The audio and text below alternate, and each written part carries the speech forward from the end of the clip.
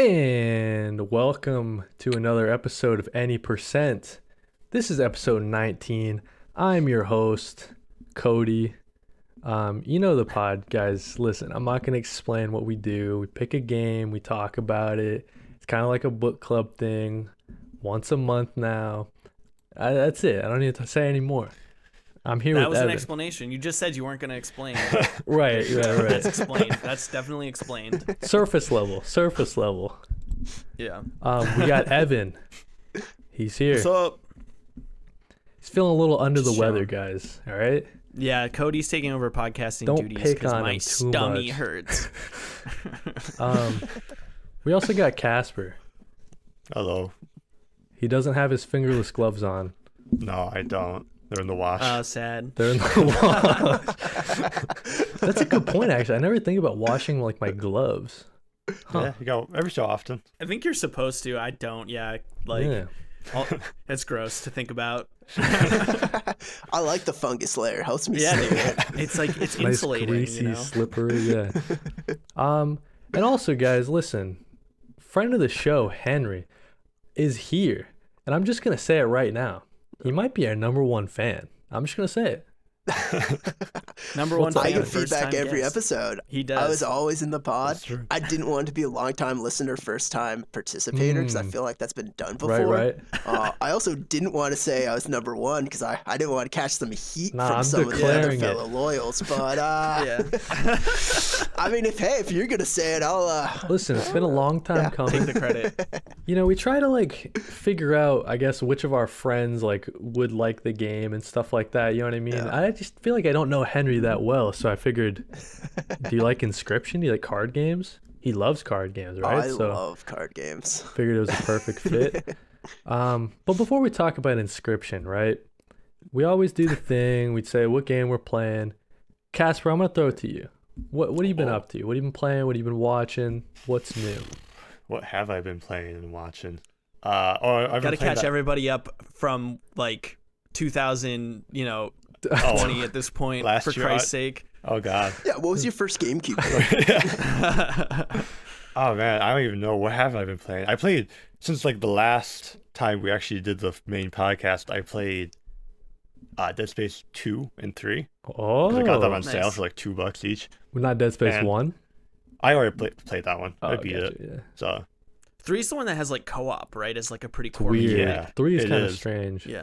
2 is actually really good. I always heard that 2 and 3 were bad. 2 is really good. Same. 2 is solid. I think it's I- the best one of the. I don't know if that's controversial. I think the first one's like so clunky. I just can't even.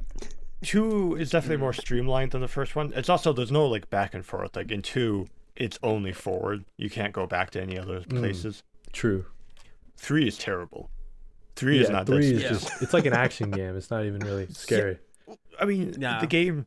That's what I heard. In the very beginning of the game, you can tell it's not Dead Space because it doesn't start you with a laser cutter. It starts you with like a pistol and like one dot. Oh, yeah. Limb cuts don't do Mhm. anything in that game at all. There's no point in it. 3 is just terrible, but 2 was actually really good. Yeah.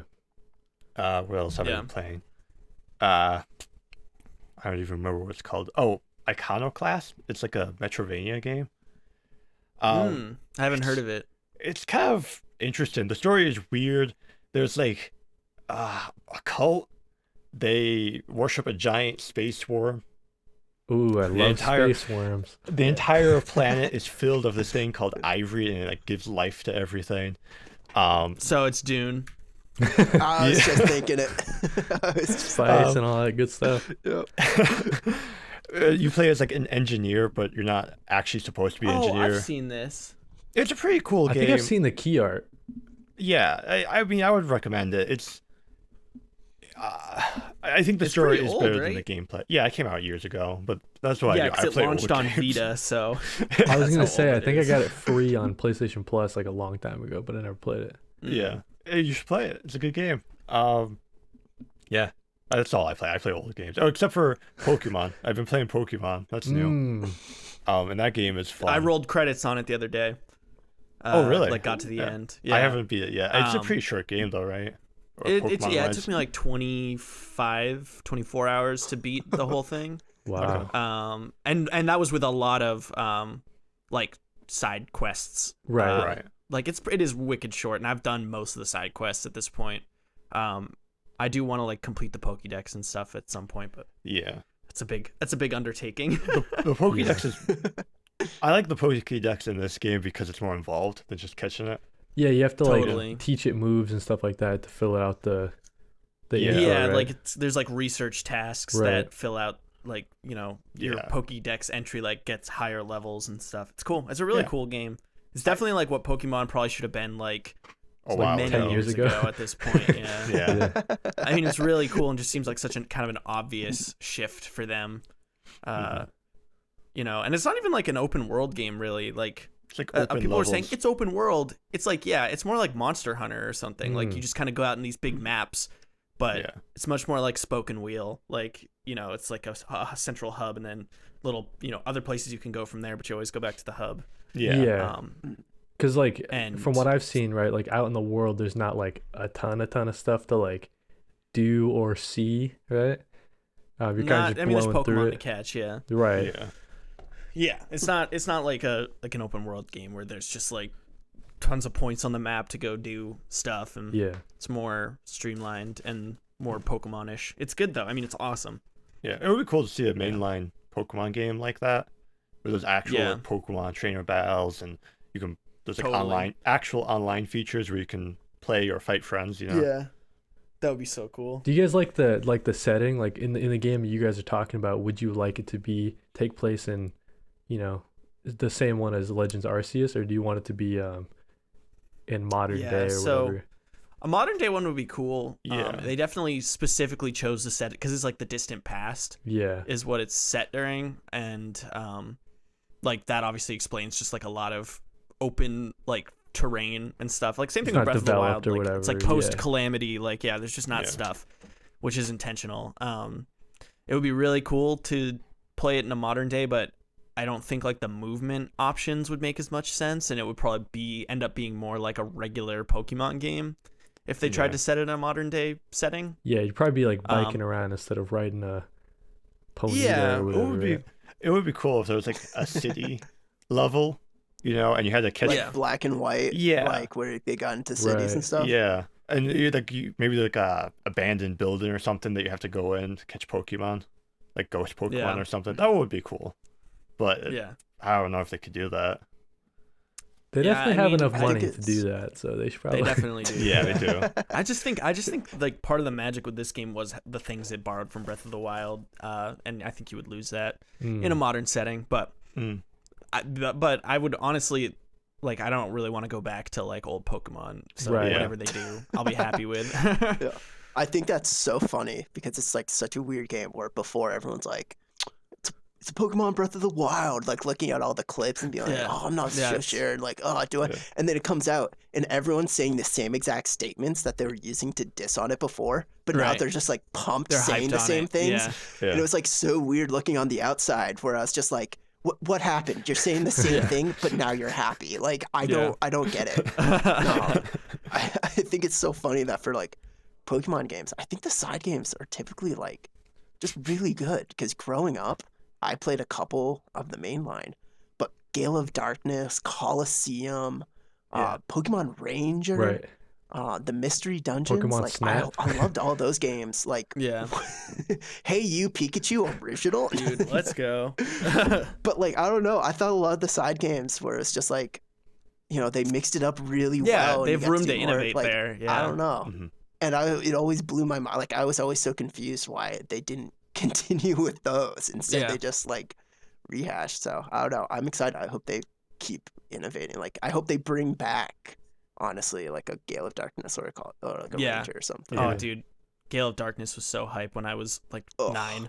Yeah. I loved it. Felt so cool. I used to Yeah. intentionally. It took me so long to beat the game because I refused to run anywhere. Because if you walk slowly, your You look cape so it look cool. like Yeah. yeah. Oh man, I just feel like I've got a cool guy walk all Yeah. level 99 floors of this Yeah. like of the mountain. That's pretty cool. I remember I was at Walmart with my dad and my brother when I was like 9, and I was like, Dad, can I get a new game? Please, Jesus Christ, I need a new game so bad. And he's like, all right, yeah, I haven't gotten anything since Christmas. Like, you can get a game. But he said the stipulation is I had to get my brother, who does not play video games, to say he wants to play it. Oh, I see. So you gotta be really And so, careful. but I already wanted Pokemon, so I went full salesman mode, and I was like, "Will, you're gonna love it, dude. It's gonna change your life." Remember, there was an Eevee on the back of the box. I mean, I think I remember. And I was like, "Look how cute that Eevee is. That's in the game. Don't you think that's cute?" And he was like, "Yeah, I do think it's pretty cute, actually. I think you make a really good point." He's like 8 or whatever. Yeah. But yeah, great game. Sorry, I know you're trying to talk, Cody, but I wanted to just tell that story. Dude, I love. I haven't vamping ever about told it. that story until just now. Yeah. That's sick. There's definitely I never had to convince, like, I feel like me and my brother were pretty like-minded, so we're able to like team up and lock arms and say, we want this one, right? Mommy, we want it. We want it. Stack up like a Megazord on each other. In a sadder version, actually, fun fact, my brother, I actually would just play the stuff that my brother would play. And I actually just liked watching him play stuff because I was like, I get the story and I don't get any of the like anxiety of playing The frustration sometimes, Yeah, but my parents, like my mom, was super anti-video games, so I couldn't play any video games at my mom's Dude, that house sucks. for most of my life. And then, but my dad, cool divorced dad, right? He would, but apparently I didn't know this. Like my brother and I saw the GameCube or something. And we're like, we need this shit. Like we need it.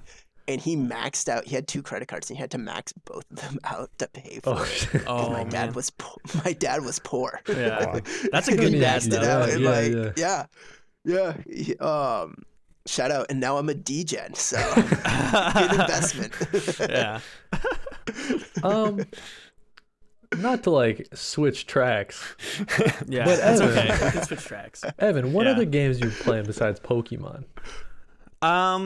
Let's see. Pokemon. I've been playing Persona 5, which is really cool, and Pokemon like.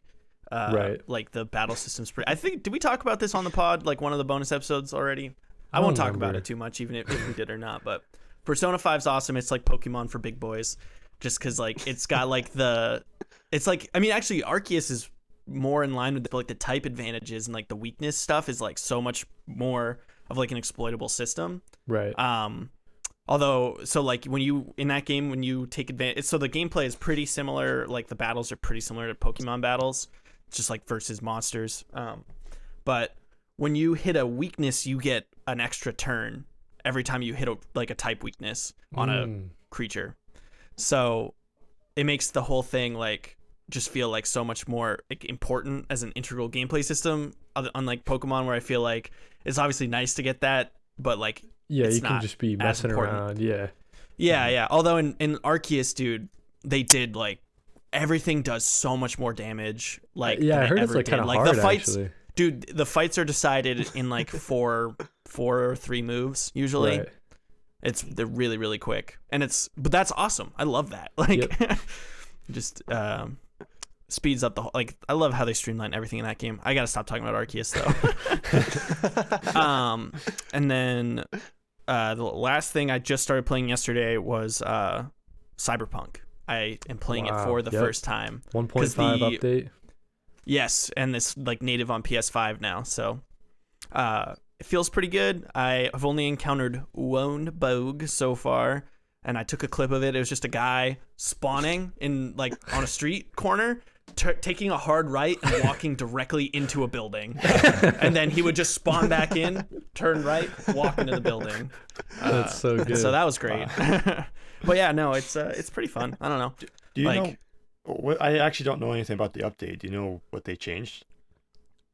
I just knew that they gave like it runs on the PS5. It's not a PS4 game running on the PS5. Okay. It's like a PS5 game now. Yeah, just in general, I think a lot of bug fixes, stabilization stuff. I don't know if they've added like a ton new like content. I think it was mostly just like quality of life. Now it's not delisted on the PlayStation Store. Like you can actually play the game on your system. Okay. But yeah, I always like when Cyberpunk came out, I always thought it was pretty good. It was just like a traditional, Bethesda RPG, right? Like you're just out doing quests and stuff. Definitely was not marketed that way, but is what I know, it is. right? I was talking with my coworker last night, and it was just like, I believe in some of the promotional material, they were like, be anybody. Like, yeah, no, that's like, and it's like, yeah, you yeah. cannot be anybody. You are this guy or Yeah. lady, you know, like Yeah. you're just this, that's your character, you know? Yeah, It's not as like deeply immersive as an RPG as it claimed to be. right. Yeah. But yeah, that's what I've been playing. And then I started watching Euphoria, which is a lot. Oh, did you get to? Oh, is that the school one or something? Yes. Yeah, Yeah. it's like It is so much Degrassi worse in cranked terms up. of like, yeah, like I was like, oh yeah, it's the drug doer high school thing. Like it's like whatever that is, you It's know, like whatever hardcore. preconceived notion I had in my mind was beyond wrong, and it's like really stressful to watch. Oh, dude, like, you're what's on it edge. about? Yeah. What's happening? It's about a bunch, basically a bunch of teenagers. The main character is straight up like an addict, like Yeah. goes to rehab, has problems. And I thought she was just doing drugs, and they treated it like it was a fun thing. They do not treat it like it's a fun Yeah, thing. it's like- She's fucked up, Right. and then like there's like this Played by just Zendaya. craziness with like sociopaths in the school, Yeah. and like it's just nuts, guys. Relationship Like I don't know how to stuff. pitch you on this. It's stressful to watch though. Like biting my nails stressful to watch. Yeah, me and Riley, we've been watching Euphoria ever since it came out, and yeah, it is definitely just, it's insane. I don't know if you got to season 2, like episode 5 or whatever. I watched one episode of season 2 with Liz when it came out, and that's what made me decide to go back and like watch the show. Yeah. I watched the one where that's like all about Rue on the Is she run. like on the run? Yeah, that episode is such insane. a cool episode, dude. It's cool. It's really cool. Yeah, but it's really different from the rest of the show so far. True. Like, from what I'm seeing, dude, it's like that episode is like shot so cool, and it's like Dude, like the camera work in like the a show is really heist. sick. It is really sick. Yeah, these guys have no idea what we're talking about. Nah, guys. yeah. Euphoria is great. I wouldn't watch it with your parents. It's one of those shows. No. But yeah, I think it's pretty good. Zendaya is great. I think she's a great actress. Yeah. Which is weird because she did like Shake It Up on like Disney Channel. You know what I'm saying? Oh, okay. Yeah. Now she's like shooting. I see a lot of memes that are like her on the Disney Channel stuff, like, and they're like, you know, Rue before she got addicted to drugs, Yeah, stuff yeah. like. Um, I don't know. Yeah. Henry, guest Henry, what have you been playing? What have you been watching? Lay it on me. Oh man, I've made a good change in my life because I used to get sucked into like too many multiplayer games, just like with friends. Mhm. But I've been like, shelters are packed right now, right? Because I work at Gotcha. a youth Yep. homeless shelter, and staffing is low. So I've been working like 50, 55 hours, Jesus. like weeks Jesus lately. Christ. Yeah. And it's made me like really be like, I want to get like, because in my free time, it's like I really want to get through stories. Right. And Mhm. I've like been going through my backlog, and it's been really nice actually lately. That's good. So I beat a couple games that were on my list lately. Like I played through all of Little Nightmares, which I had a lot of fun That's a with. good game. I really, it's like that's my bread and butter. I want to say they're not my favorite games, but something that I can like. It's an extremely linear story. Yeah. Not too many collectibles to stress about, and you just kind of play through Yeah, it. totally. It's just like it's just an experience, Yeah. you know. I love those. I don't, because like open world games give me so much anxiety about like time investment. Oh, And totally. this is just like Yeah. the reward to cost is very succinct and tangible to Right. me. Yeah. Definitely. So yeah, I really enjoyed it, and Nice. and as I say it, I looked up. I always, whenever I beat a game, I look at the speed run because I love watching speed runs. So I might pick that up. That's pretty I cool. also I don't know if beat- there's like a game that I could confidently be like a speedrunner at. You know what I mean? Yeah, I nope, just think me it's neither. so cool though. But Yeah. Well, that's the thing. I was like, my talent and my like investment I want to put into it, it's also pretty low. So I was like, yeah, there's not that many runners. I might be able to break top 10. I'm not going for world record. You never that's know, pretty dude. You could get addicted and just start Yeah. grinding for Nah, that dude, world maybe- record, dude. The community, they might just start pushing it. It's just crazy. I mean, speedrunning in general is crazy, but the amount of time, it's crazy that you want to do that to me because of the cost to reward ratio. Like, right, dude, right. I watched the Summoning Salt video about like the Ninja Gaiden speed runs. Oh That my dude God. who whatever this Yeah. dude in like a cowboy hat, and I don't really Yeah. follow speed running, so I don't know what his tag is, but this dude in a cowboy hat, when he got the world record, he had like a total number of tries like on his stream. He was well into like, I want to say like tens of thousands at that point. He was. Like, oh, He wow. was. I am a summoning salt fiend. Yeah. When a summoning salt video like drops, Yeah. I stop whatever I'm doing. Yeah, I mean it's really good content, and like, yeah, I don't follow speedrunning, but I love the way he presents it, and when he's like, and everything changed when Mr. Poo Poo Pee Pee showed up on the scene. One runner, Butthole Jones. You know, like I Yeah. just love that shit. I think to me it's really crazy when a game like first drops. Like I was watching what is it, Awesome Games Done Quick that they do in the Yeah. winter. Yeah. Like a game that just came out last year, like Kenna Bridge of Spirits, right? And like they've got that game down pat. Like they're glitching through walls. Like Kenna's just like shooting across the map to get to the end of the game. And it's like this game came out like a couple months ago, and you guys already figured it out and can beat the game in under sick, 20 dude. minutes or whatever. I think it's super cool. It's It Takes Two, a little bit longer. Phenomenal speed run. Oh, Wow, really? Yep. Yeah. I gotta play that. My friend got it for me for Christmas the day after my fiance left for a trip for 2.5 So you weeks. just couldn't. So I I just thought you couldn't were gonna play say it. full stop. Yeah. The day before my fiance Yeah. left me, so Yeah. I just look at it and cry now. It makes me weep. I just saw a video recently on speedrunning for King's Quest 3, and it's crazy how almost any game has a speedrun, even games that suck speedrunning, because this game, I guess, there's like a 15-minute period where you just can't do anything. Yeah. Like, you just have to wait, and people still Yeah. speedrun Dude, that. Right. you ready for the way crazier version of that? Yeah. Baiten Kaitos. I can't remember how to pronounce it. Oh, the GameCube game, right? The GameCube game. You know what I'm Yeah. talking about? Yeah. The 100% speedrun involves acquiring this like item that is like I think it's equivalent like basically like rotten cheese or something, and you need to get the cheese item and have it sit in your inventory for like several days or something, in order like for it to get Like in right. real Like, life. in-game. yeah, in real life time. So the speed run is like really optimized, and then it's like a chill-in stream for like literally like this dude just like leaves the stream going because he doesn't like, he can't turn it off because then it's like, you know, what did he do while it was off? So it's just this dude like every once in a while like popping over to his computer like, yeah, how's chat doing? Everybody good? All right, I'm gonna go get some beer. Like it's insane. I'll have to send you guys that. It's nuts. Yeah, I want to see that. That's awesome. A lot of the Final Fantasy ones are also like, it just blows my mind where it's like 15 hours continuous. Right, Yeah. right. Totally. Like nothing, and it's optimized, and you got to be like on point the whole way through, or like Could even never. the Sekiro like blindfolded and stuff. Dude, It's blindfold just is like a whole or the, other like- thing. That's like Yeah. insane. yeah, the Souls like games, no hit runs people do Yeah. like, High risk, high mindless, reward, but yeah. though. I mean, it must Yeah, feel right. insane to beat. If I were to beat Dark Souls without getting hit, not as a speed run, I would probably like shit my pants in, you know, out of joy. Like, But like do it once every day or whatever, like 3 times a day. Right. Like, yeah, to practice, grind yeah. that, holy shit. The dopamine receptors in your brain would be broken at that point.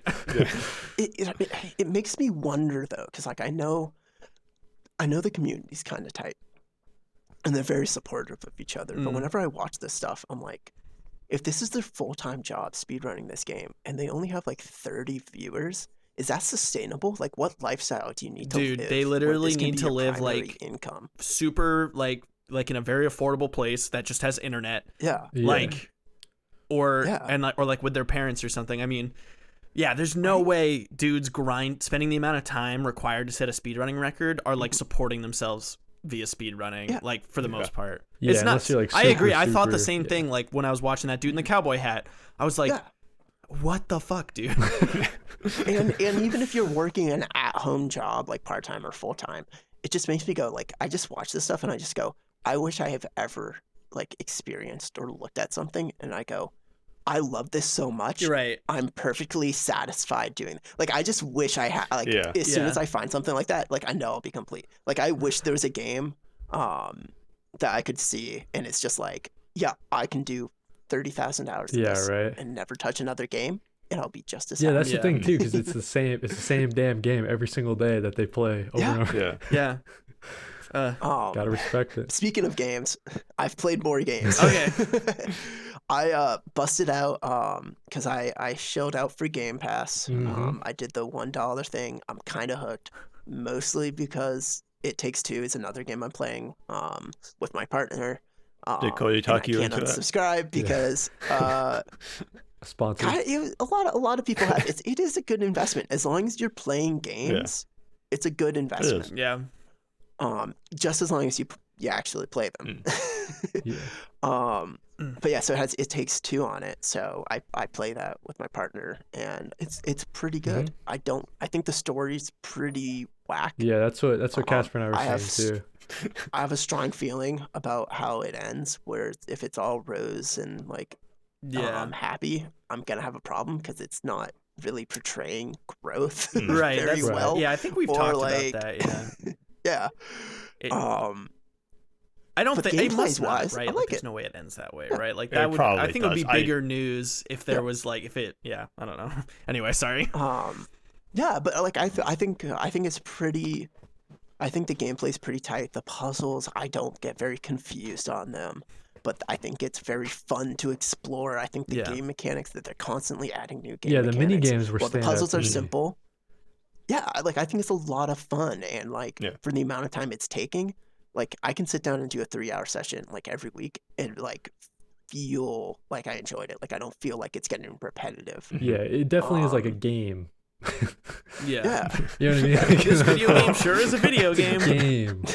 Like you're just playing it, having a good time with your person sitting couch co-op. You know what I mean? It's pretty. Yeah. It does seem like a good one. Like I think we've said, but like for just people who maybe don't game as much that to like play with. Like, I haven't played it yet. I also bought A Way Out and I started it, but Liz is not as into A Way Out as I thought she might be. So right, I still gotta but I think play she would A be Way into Out. she'd be into the other one because it's a little more like fun and like bright and color. Like A Way Out's like pretty story heavy and like a lot of just walking around, which isn't her type of game. So Right.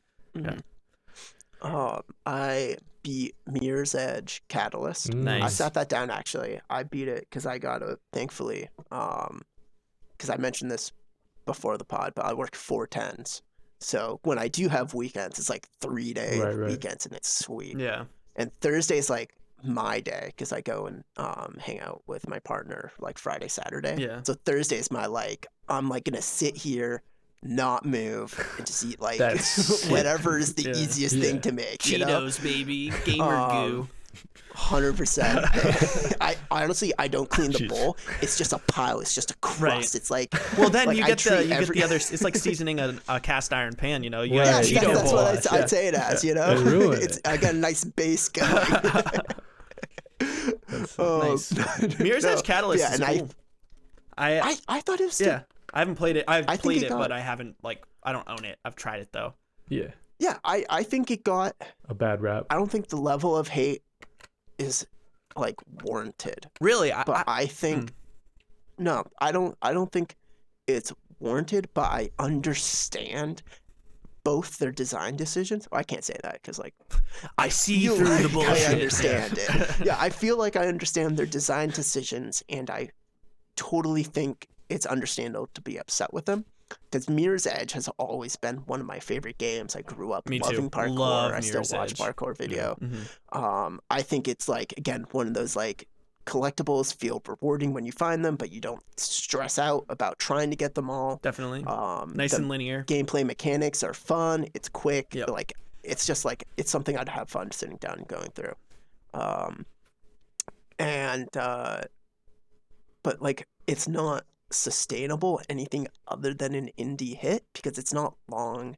It's not like gonna generate like it doesn't. It's hard to build a community outside of people who are like, oh, I like it. Though, fun fact, I met a couple of our CS friends in at UMaine. Spoiler: some of us went there. Yeah. Freshman year, because a guy actually thought I was a complete douchebag because I showed up to honors orientation, and I had a bubble wand, and I was just blowing bubbles the whole time the honors people were trying to speak. And then they were like, why did you guys like want to join honors? And no one was saying anything. So I raised my hand and I said, yeah, I wanted to be and I was just like, yeah, just so I can be a complete douche to all the people who couldn't make it, I just like the elitism. And this guy thought I was for real. Oh my god, dude. And then I needed help with like some CS thing because like I was a math guy, like I had never done CS. And one of my friends was like, yeah, I'm in this guy's room. I'm actually just a floor above you. I pop in. The guy's like, oh, not this guy. And they were doing Mirror's Edge speedruns. Like they were doing a test level thing. And I was like, yo. And then they had some like cool metal albums. And I was like, oh yeah, actually I prefer this album. And the guy's like, maybe this guy's okay. But like, yeah, there's like niche community. Totally. Where it's like, but it's just like Catalyst, it has a lot of the trials built in where you can like speedrun against each other. Mm-hmm. It has a lot of the online stuff and like the story kind of, it's not as good. Yeah. And it kind of like bogs down the world and how much. But from a money making, like in perpetuity system, it makes sense. Yeah. And that's like what they need to do if they want it to like grow and like be long standing. So I mean, it could have been executed better, but like I get it. I get it.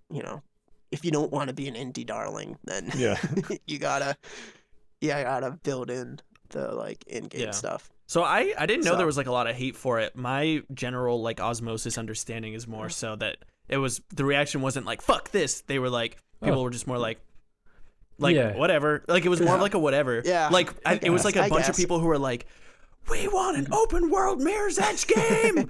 And then EA was like, we'll give you one open world Mirror's Edge game. And then they got it, and then they were like, we don't want a fucking open world Mirror's Edge game. Like, yeah, it was like, but I love wanted Mirror's a Edge sequel. 1 too. So yeah, people wanted a sequel, and they were crying out for it for so long, and then when it came out, I feel like no one bought it, and then cared. It was like, oh, okay. Yeah, no one cared. Yeah. But yeah, I guess that's what I took as the hate. It's just everyone's like, yeah, it's not that good. But like as a Mirror's Edge fan, I would still say like, yeah, play it. It's a it's more Mirror's Edge. Yeah. Like I don't know. I beat Portal Reloaded, nice, which was cool, and I'm ashamed to say, but I have a friend group that dragged me back into WoW 9.2. A new raid drops on Tuesday. Woo! I got sucked in. I'm not that happy because a lot of you people know it's cool. I live in a place with internet now because like for a long time pandemic, I just lived on an island with no internet, and I was living with my parents. Yeah, that's why I could never be on the pod or anything. It's just because I legitimately had 100 kilobyte download speed internet. So no one, if anyone else was on the internet, I couldn't do anything. Yeah. And it was an hour drive from work, so I'd like get home at like 11, and I was like, all right, I live with my parents. Be quiet. There's a pandemic. I can't talk to anyone. Yeah. I'm like, I may as well be a basement dwelling goblin. Yeah. I'm gonna play World of Warcraft. Nice. And then I did it, and I raided, and it was cool, and I was like, all right, and I can have a life now, and I don't have to pay $15 a month for a game I'm like, meh, Yeah, drag you back and now in. like my friends like they sucked me back in, and I was kind of like, I kind of closed this chapter. I don't like, I feel accomplished in it. I made it pretty far in mythic rating, like I feel like I got what I wanted from this, and now I'm spending money for, I don't know. Yeah. I don't know. But yeah, I don't know. I'm gaming again. It's fun. I like it. Like, I feel like I have a good relationship with it where like, cause like for a long time, it was just like, this was the only way. Cause living on an island growing up, Yeah. it's like, this is the only way I could talk to people, Right. was online. And then I got to college and there was people, and I stopped gaming because I was like, no, I can just actually hang out with people. Right. And now we're back to the pandemic, and like, I feel like I had a bad relationship with it, but now like, I don't know, I'm playing story games. I'm playing it for me, and Hell like, yeah, it's dude. fun. That's cool, It's highly suggestible. Like, Yeah. like I don't know. You recommend? Just yeah, I don't know, because there's good stories in it. Yeah. Like you talk about like not reading as much, but it's like, well, fuck, like Yeah. living the story's a little more fun too. Playing it. That's the official opinion of this podcast. Video games are awesome.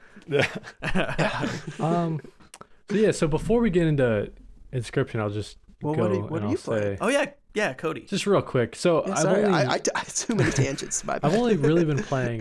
So I got the New Horizon Forbidden West came out on Friday, so I haven't had, when we're recording Saturday, so I haven't had like a ton of time, just like maybe 3 or 4 hours. Mm-hmm. So far, it's just like everything I thought it would be, right? Like just the first game, but better. Quality of life stuff, better graphics, all that. I will say though, dude, on the 4K HDR TV, this game looks crazy. This game looks insane. Like the water. I don't know if you guys have seen the water. Anyways. But yeah, so it's pretty much exactly what I thought it would be, and I'm excited to play some more. That's probably what I'll be doing this weekend in President's Day, dude. Got it off. Yeah. Nice. I don't. Bastard. That's is it so I was thinking about checking it out, but I watched like 2 reviews on YouTube, and they both kind of said you definitely have to have played the first one to be able to understand what's going on. Like they don't hold your hand into the story of the second one. There is like a recap at the beginning of the game, and in fact I was playing the first one before the second one came out, just to get me like in the mindset of it. And as I was playing through, I like was reminded of stuff, because there's a ton of like story twists, and it's pretty story heavy. So yeah, I guess you would need to play the first one, which kind of sucks, because then you can't get people in the second one as it's coming out and stuff. But yeah, it's I'll play definitely the first one of one, those. just not right now. Exactly. Yeah, I don't. Elden Ring next Friday, baby. It'll be I'm right, excited for exactly. that. It'll be there when you're ready for it in the summer drought or whatever. To play both Horizon games, but have a lot of fun with that. I think as far as games, that's kind of it. I've been mostly watching and reading comics and like watching shows. Like I've been watching Succession. I gotta watch that. Yeah, Dude. I've heard nothing but good stuff. Yeah, What's It's it about? super sick. It's kind of like, this is kind of like I don't know if other people would agree, but to me it's kind of like Game of Thrones, but like in a modern day, like big corporation, like Fox. It's News-y. a family. It's a family thing. So and it's they're kind of like who's it's gonna like take over about the succession. business. Yeah. Okay. Yeah, it's like the. But it's sorry. No, you we're pretty much nailing I was just it. gonna It's say that it's like high like backstabbing. intrigue. Yeah, like that type of stuff. Like the best part of Game of Thrones. exactly right. It's kind of just boils down Game of Thrones, and it gives you exactly what you would want. Other than that, I've just been watching. Me and my girlfriend, all we do pretty much is just watch Survivor. So I've just been season after Like Joe season. Rogan era Survivor, or no, he did Fear Factor. I'm Yeah, dumb. he did Never Fear mind. Factor. This one's got Jeff Probst, and it's been that way for 21 years. Jeff Wow. Probst. Yeah, we're super I don't pumped remember for what that guy looks Survivor like. season 42. We're so pumped, dude. Early March, we're my getting ready. Oh yeah, this Uh, guy. 42. That's a lot. But yeah, it's got to be like my favorite shit right now is just watching Survivor, not moving on the couch like this.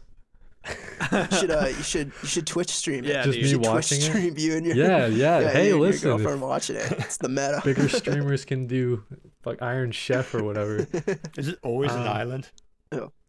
Yeah, they did it Survivor. on different places in the early seasons, but recently they've just been doing Fiji because like Jeff Probst must have some deal with like the Fijian government or something. Like, let us just Oh, fuck yeah, up your that place is tourism mad sector. corrupt too. So Oh yeah, probably yeah. So like how do you this is a story for a different time because we shouldn't get into it, but there's this podcast I listen to about it's a history podcast, and they do an episode on the history of the company that owns and the people that did Fiji water. okay, It's insane. They're awful people and like Right. abuse like workers and stuff. It's just insane. oh I believe it. Yeah. yeah. But anyway, sorry. That's a story for a different time. But yeah. So it's just been that's just what we've been up to, just season after season. We're just destroying Survivor. Nice. Because I I forgot used to watch it mention- like back sorry. in the day when I was like a kid, watching with my family as the seasons were coming out. But just being able to stream it now, dude, is just unreal. But yeah, what were It's you so gonna say? funny because I would Oh. like when I was a kid, I'd be like, "Oh, Survivor's on." Change the channel, or like Right, maybe watch it. Like I don't think I've ever like intentionally watched Survivor. Right, dude, I'm telling you, Evan, it's so sick. My only Survivor tangent is that for some reason I fell into like the greatest these 3 elements change Survivor forever. Oh, type like those videos. videos. Yeah. Like Welcome the to Watch Survivor man. It's like, Mojo. Right. this Top 10 guy, Survivor. he spent all his time looking for idols. Now that's all anybody does. Right. Broke the meta. But has anyone else touched? I don't know if it's a thing anyone else cares about, but the Legends of Vox Machina. Oh, you know, I that's, know what it is, but I haven't watched it. Sounds Is that on familiar. Amazon? I right? am. Yeah, it's on Amazon Prime. I'm like a huge Critical Role Right, person. it's Critical Role. I've actually watched all thousands of hours of all 3 campaigns. Like Oh, wow. I've fully gone through. But yeah, it's a heck of an adult. It's a heck of an adult animation. Oh, cool. Mm. I really thought they were gonna pull a lot of the content, but it is blood, gore, and swears, and it is graphic. It's fun. Is I it, don't know. I don't know how many. It's like based on one of their campaigns? Yeah, Okay. it's 100% content that I watched like live and stuff like Cool. that. So it's like 100%, Oh. and they like fidgeted a little bit with it. But yeah, it's truly like from the show predominantly. Holy shit. It's got And 100% the on only Rotten people- Tomatoes, dude. Oh, wow. Yeah. Well, here's the thing. I mean, so as we all saw from the Twitch like leaks of money, Crit Roll is massive. The Right, company right, is like you know? huge, yeah. Yeah, they're a massive company. And like they raised like millions of dollars to like fund this thing. Like, so there's, you know, obviously the people who are obsessed with Critical Role are gonna bombard it. Yeah. So I want people who have nothing to do with the live stream to watch it, because I want like like a unbiased fret. opinions. Yeah. Because like all of us who have like watched it were like, yeah, this is awesome, Right. because it's like reliving and like animating some of our favorite stuff. Yeah. But like I want people who are already indoctrinated, you know. Yeah. It looks like the same animation style as Invincible. I wonder That's if what I it's was the- going to say just It's- from seeing I mean, they're trailers. both It's Amazon. but- Titmouse. Mm.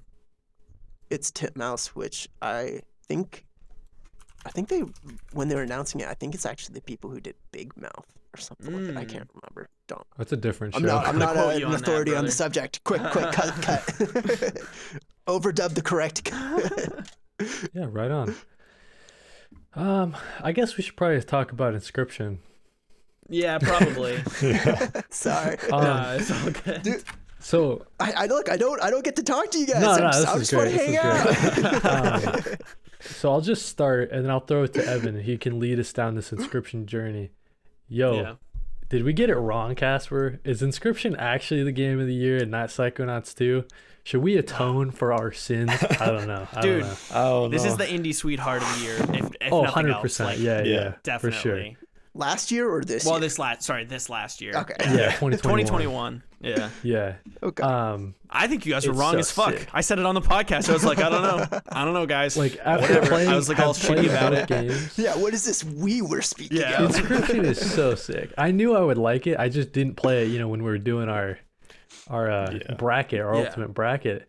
But I knew I would like it because Devolver Digital, Daniel Mullins is a freak. He's a freak, weirdo freak. Let me just say that again. But yeah, Evan, take it away. Take it away, my man. All right, man. So, dear listeners, we will be dividing this talk up to be less spoiler-y. So we're gonna do stuff. So there's a change in the game. There's a twist, if you will. It's pretty common knowledge, I'd say. I don't think that's a spoiler. We're gonna talk about everything kind of up to that twist, and then I'm gonna give you guys another warning. Turn the podcast off now if you do not want to be spoiled. And so we'll do it in 2 parts. So we'll start talking about the first part.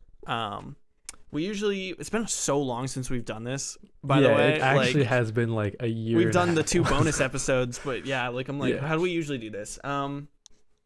Yeah, I mean, so I guess the pitch. We usually do a little pitch on what it is in case people don't know what it is or need a refresher. So Inscryption is a roguelike card game in an escape room.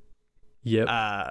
And it's about escaping that room. You're locked in with a guy who's making you play card games with him, and when you lose, he fucking kills you, and then you like respawn basically or whatever. You come back to life. New guy. And that's the game. You're stuck in a room with this guy, and then something happens later, but we're not talking about that yet. So yeah, let's talk about the first part. The gameplay. What did you guys think overall of like the implementation of the roguelike mechanics? Like, I'm just curious because that was something that was like I thought might not work that well because it's not like a legit roguelike. Like Right. It doesn't like it's not as quite as run based as a regular roguelike and stuff. Right. Like I don't know. Do you guys feel like the rogue elements gave you opportunities to make cool decisions at any points? Because for the roguelike mechanics are basically that you're on a map. Yep. And you just like are going down the map, and sometimes it forks into different paths, and you have different like choices, and that's kind of it. And then you die. That's rogue. So Yeah. Right. I think for me, right, like the roguelike elements really come into play so obviously like when you're going out through your playthrough and you're getting cards that have better stats, better I forgot what the abilities are. I forgot what they call them in the game. I think runes. Maybe. Runes. That might be it. Okay. Yeah. Yeah. So as you're going through your playthrough, activated abilities and stuff. Yeah. right, and the roguelike elements really come into play after you die, and you can create a card that borrows some of the elements randomly, some of the elements that you gain throughout your playthrough.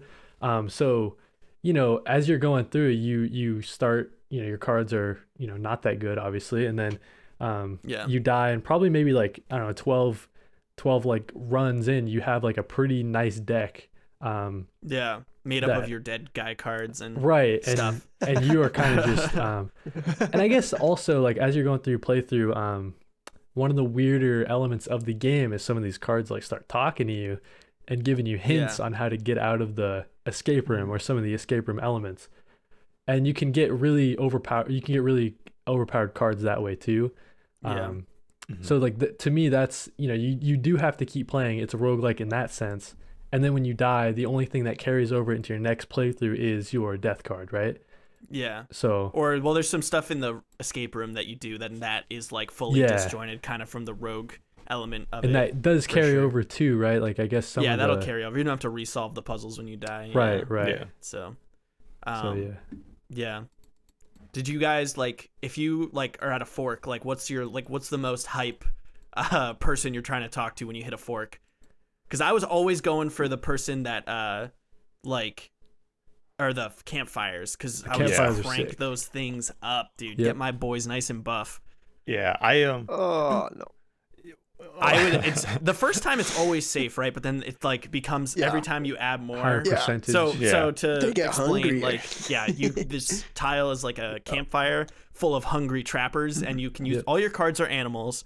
So when you like try to upgrade your card at this tile, it's like it like describes the lecherous gazes of the of the hunters. So the first time you up it, it's safe, but then every time you do it after that, there's a chance you'll lose the card. They'll eat it. Right. I was always hyped on that. I never did less than 2. I'd always roll that dice at least once. When I did that, the first time I did it more than once because I didn't even realize that you could do that until later. Yeah. Right. But the first time that I did that, I think the second or third turn, they ate the card that I had. Yeah. But after that, on that run, every time I went back to the campfire, they weren't there. Yep. They were actually didn't gone. know that. Wherever dude. they ate killed them. And I just like maxed everything every time I went to a campfire. Did they eat wait, do you think it was a special card? I don't think so because I did it twice, and the second time it didn't do that. So I think it's just random. Oh, okay. Because the next run I did it again With the same card? I forced them to do it with the same card, and they were there when I went to the next campfire. So I was just thinking random. if you feed them like something like one of the like bone-based things, the things that take bone as currency that seem kind of dirty and gross, I fed them the what was it? The stink bug. Oh yeah, I mean that's dirty and gross. So yeah, that's why I figured maybe if they ate it, something would happen, but it didn't. I think it's just random, but it is cool when it does happen because for the rest of the game, Like it's that playthrough, just- yeah. Yeah, for the rest of Maybe- that playthrough, it's just unlimited buff. Yeah, that's Maybe if it's healthy enough, maybe they just get full. Yeah. Like if it has enough health, they're like, "Oh, okay, we're full now." yeah. Oh, Bye. They're all taking naps. So it's funny you mentioned that, Casper, because that happened to me, but then I died right after. So I Yeah. didn't get to experience any of the further on like Yeah. benefits. same. Me too. Yeah. Yeah. I only had one card die at the fire, and I didn't even know that was a thing. That's really cool. It's cool that this game, I feel like it might have like a lot of like kind of hidden mechanics Secrets. like that. Like a lot of cards, I was like, this means something, but I don't know what I'm supposed to do with it. Like there's that card that's like a parasite, and it's like a 1/1. It's like it's a bad card, like overall, and it kind of costs Right. a lot. But there's definitely something you do with the parasite, Yeah, like- yeah. and I just don't know what it is. Right. And I was wondering if you had fed them the parasite, because that would be, now that I think about it, that seems like a smart thing to try to feed the trappers, you know? Right. Yeah. I just think know- there's probably a lot of hidden stuff like that. I know there's a lot of stuff in the escape room that helps you, Right. through each run. Like yeah. the painting on the wall. Did you guys know Yes. how that worked? I did not figure that out. No, I did not Okay, figure the painting so out. the Is that the one painting with the on pot? It has a flower at one point, and I took it out and put it on the table. Yeah. But yeah, like, So the flower pot, what that does is it gives you a little leaf when you go to pick from 3 cards, and if you don't like any of the 3 Oh, cards, that's right. you You can click. re-roll. Yeah, re-rolls the cards. Oh, didn't know. But Oh. so, the way the painting worked is whatever cards you saw, you have to play them in that exact same way in the game. So like if it's a Oh. wolf and a squirrel, you play the wolf and the squirrel right next to each other in the game. And, it will And unlock what happens? It unlocks whatever's in the painting. So you probably did that by accident and you got the pot. And if you do that, I only did it twice because Dude, that's only, I literally did not know this. It's Yeah, so I- sick, all the secrets, bro. I don't know how many times you can do it. I only did it twice. The second time, it gives you a third candle. So that you have a Oh. third life. Right. So Right. the Yeah. candles are the life. The creepy Yeah. guy who's playing the card game with you is like has a little candles and he extinguishes them when you die. And when you run out of candles, he kills you IRL. He comes out of the computer, beats the shit out of you.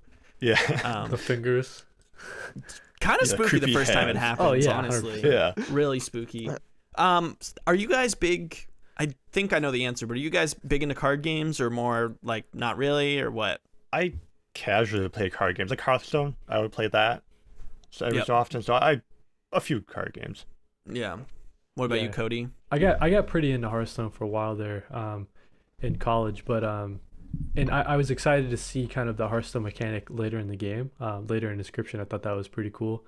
But yeah, I'm not like the big like I didn't play Slay the Spire. I know that's like always on people's list of Right. roguelikes that you got to check out, but I just never got around to that. But yeah. Yeah. What about you, Henry? So my dad, he got into Magic with Alpha and Beta. Oh wow. So he had OG shit. So I grew up playing Magic the Gathering. On an island with no internet, like Henry is like some kind of like ancient hero, I think, for gamers. He trained in the temple. Well, the funny thing is that like I'm actually really bad at them. Yeah. Because I grew up playing casually, right? Oh, sure. With all these super old cards, and so like all my friends would get into Magic phases and they'd like study up and get like really into it, and I was still just like, yeah, all my decks are based off cards that I thought looked cool. Yeah. Right. You know? Yeah. So like I'd help teach them, and then they'd like get way too into it and spend a bunch of money, and I was just like, they're just like, I wouldn't be able to play They with it just anymore. lap you. Yeah. Yeah. I also got really into the Hearthstone Battlegrounds when right after at 2020 graduation. There's I a hit Hearthstone top. Battle Royale. What is a Hearthstone Battleground? So it's Battlegrounds. It's the auto chess. Oh, cool. Mm. I love auto Kind- chess well, stuff. kind of. Yeah. Yeah. Auto chess is cool. I think I got top 0.5% for America on that. Oh, wow. Dang. But that was also just because I was friends with a guy who was top 10, and he would just hop on Discord and tell me what to do. So I was more like I was his Smurf Yeah, account. yeah. You're smurfing. Smurf through by you, proxy. Yeah. Cool. So, and then I've played a ton of Slay the Spire. Okay. Yeah. So you're like so yeah, pretty familiar with like cards and stuff, and I'm fun. And to answer your original question, the one I was most hyped for was the Oh, right. ruin We got away one. from that. Yeah.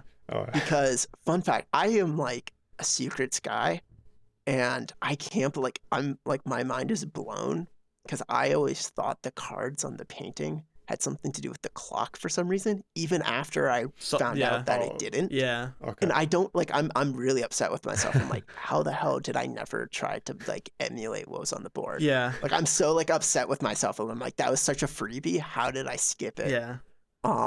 But yeah, I like the ruin one because I couldn't really figure out how, like, if it was giving you 3 cards, like you have to pick one, and you kind of get forced to do that a lot. Right. And so my main issue was that your deck gets very bloated Yeah, true. So, with a bunch of it's cards less, that I didn't right. like. Right. There's not much draw power in the mechanics. So like a lot of times I'm just like, because you have to pay off, like, do I want an extra resource to play a good card, or do I want to draw into something that could probably be beneficial, like hopefully beneficial right now? Right. And like there's so many times where I was just like, click, because there's also the 3 cards that talk to you. Mhm. Yeah. Mhm. I didn't have the heart to get rid of them, Yeah. and they're not They're not good cards. good, yeah. really. Yeah. They're not.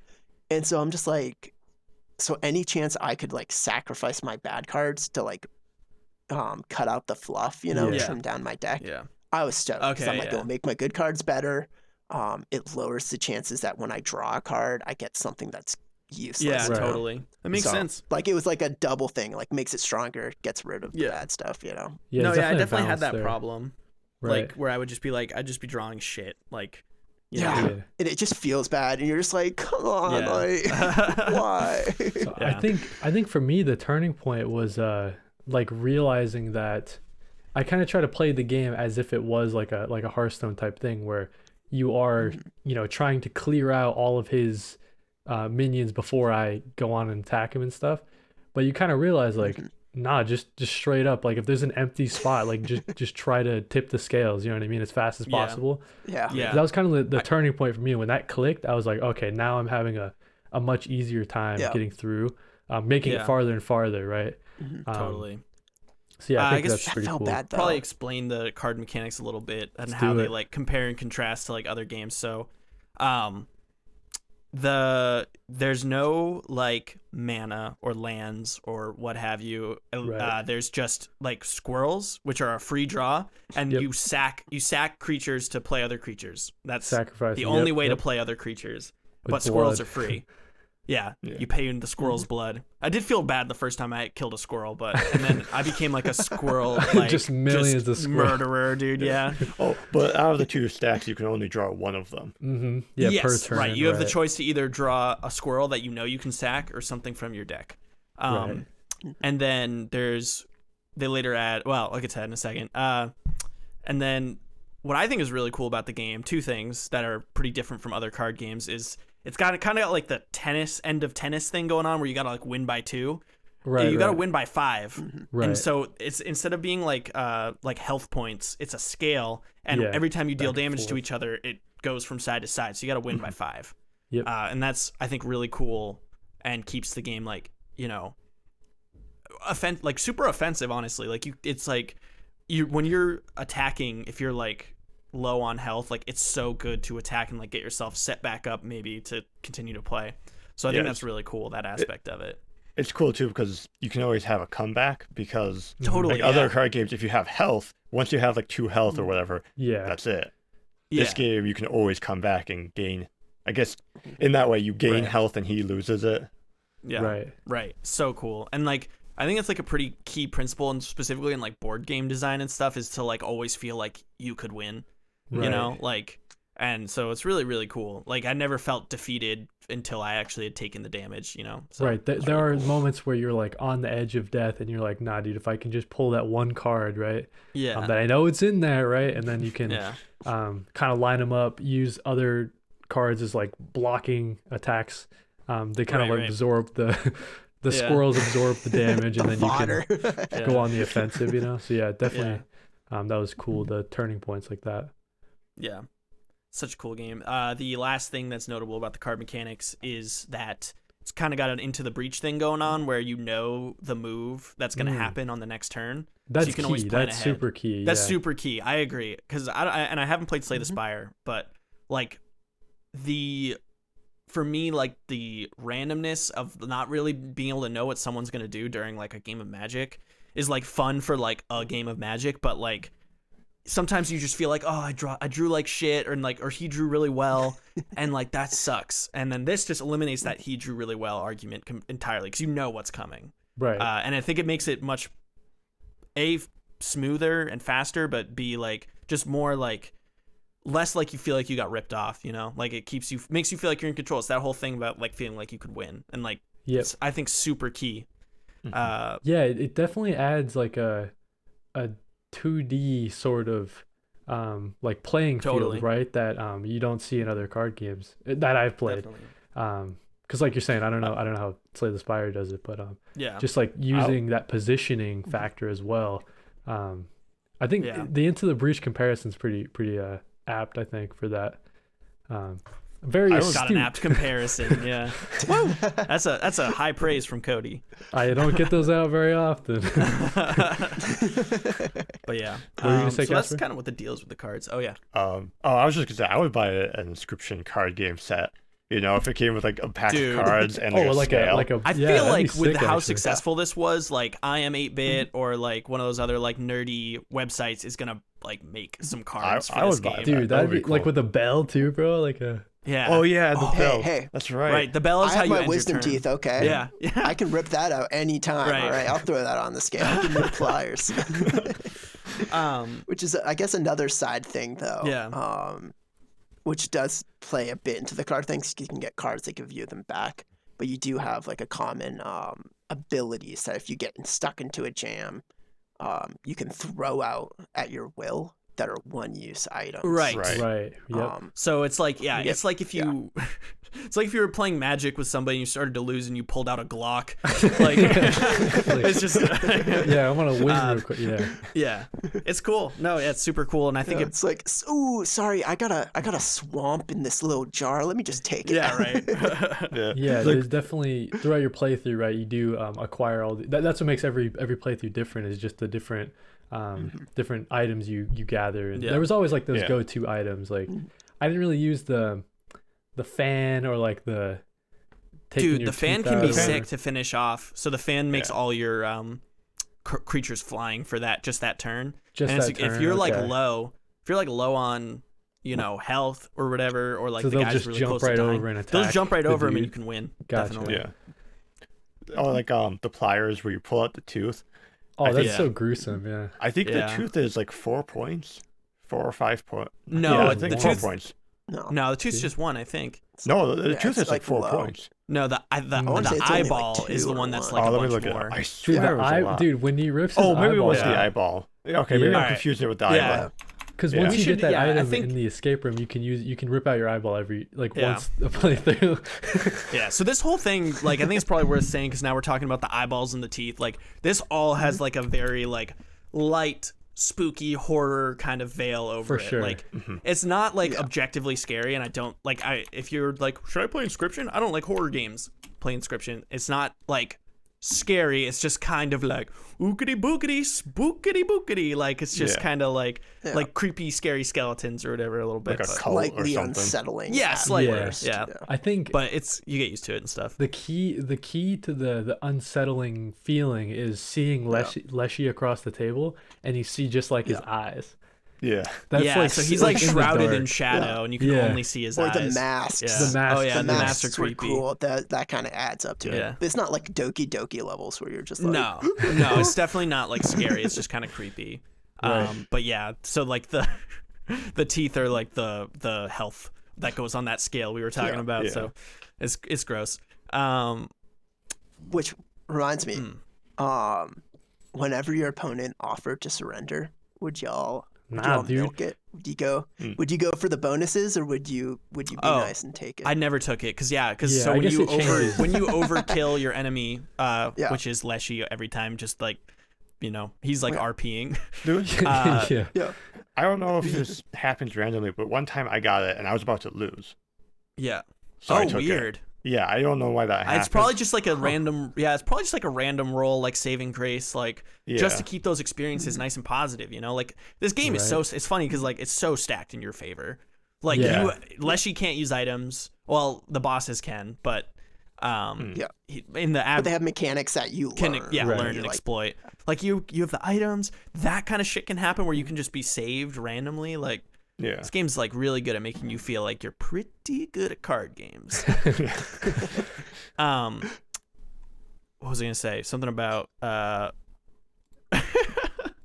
Leshy RPing. I forgot. Yeah, something about Leshy. He's just creepy. He's creepy as fuck. I don't know what I was gonna say, honestly. My stomach still hurts.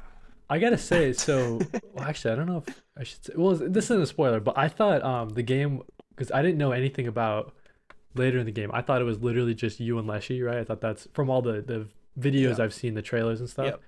Yep. I thought you were gonna become Leshy, but you don't. Like I thought that was like kind of what the twist was going to be. Yeah, it's like, no, I was not ready for the twist. I don't think I haven't talked to anyone who was like, I saw that coming. Like, right. It's definitely weird. Like out of left field, I mean. Okay. Yeah, it's pretty spooky. Graphically. Oh, sorry. No, yeah, you go.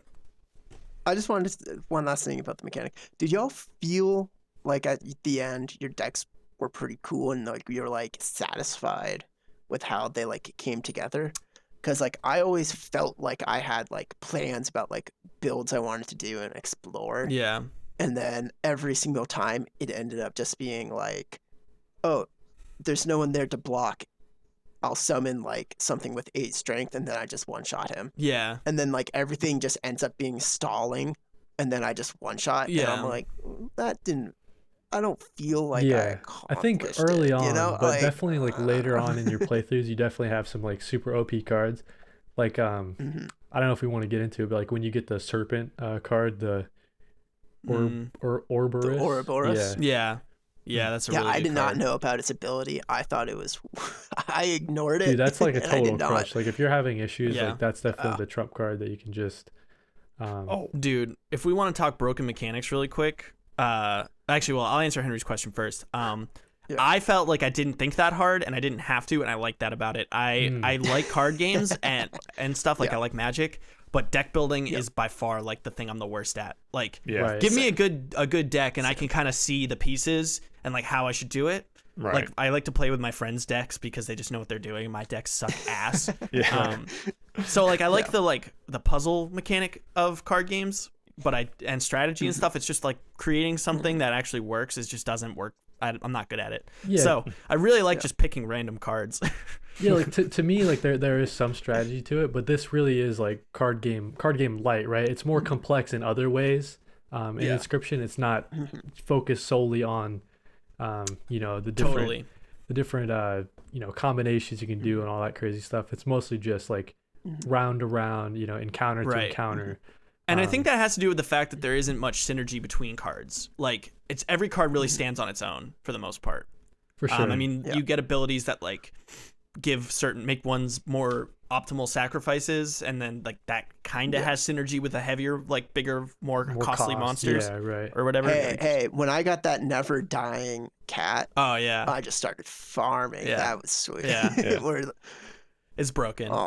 How many? So it took me 3. How many times did you guys die? Because I would. You only died 3 I died times. a lot more than 3. I died way more than 3 times, and it was dude. like, or 2 times, yeah. Well, I died. I don't even know how many times. I don't know. I died a lot. Okay. I mean, I probably went up against. We get it, Henry. boss. You're dirty at card games, dude. Well, that's the funny thing is, it also took me the longest to beat the game. Yeah. Even though apparently I guess you must have just been like studying at like, the board, sitting and be like, So smoking a pipe.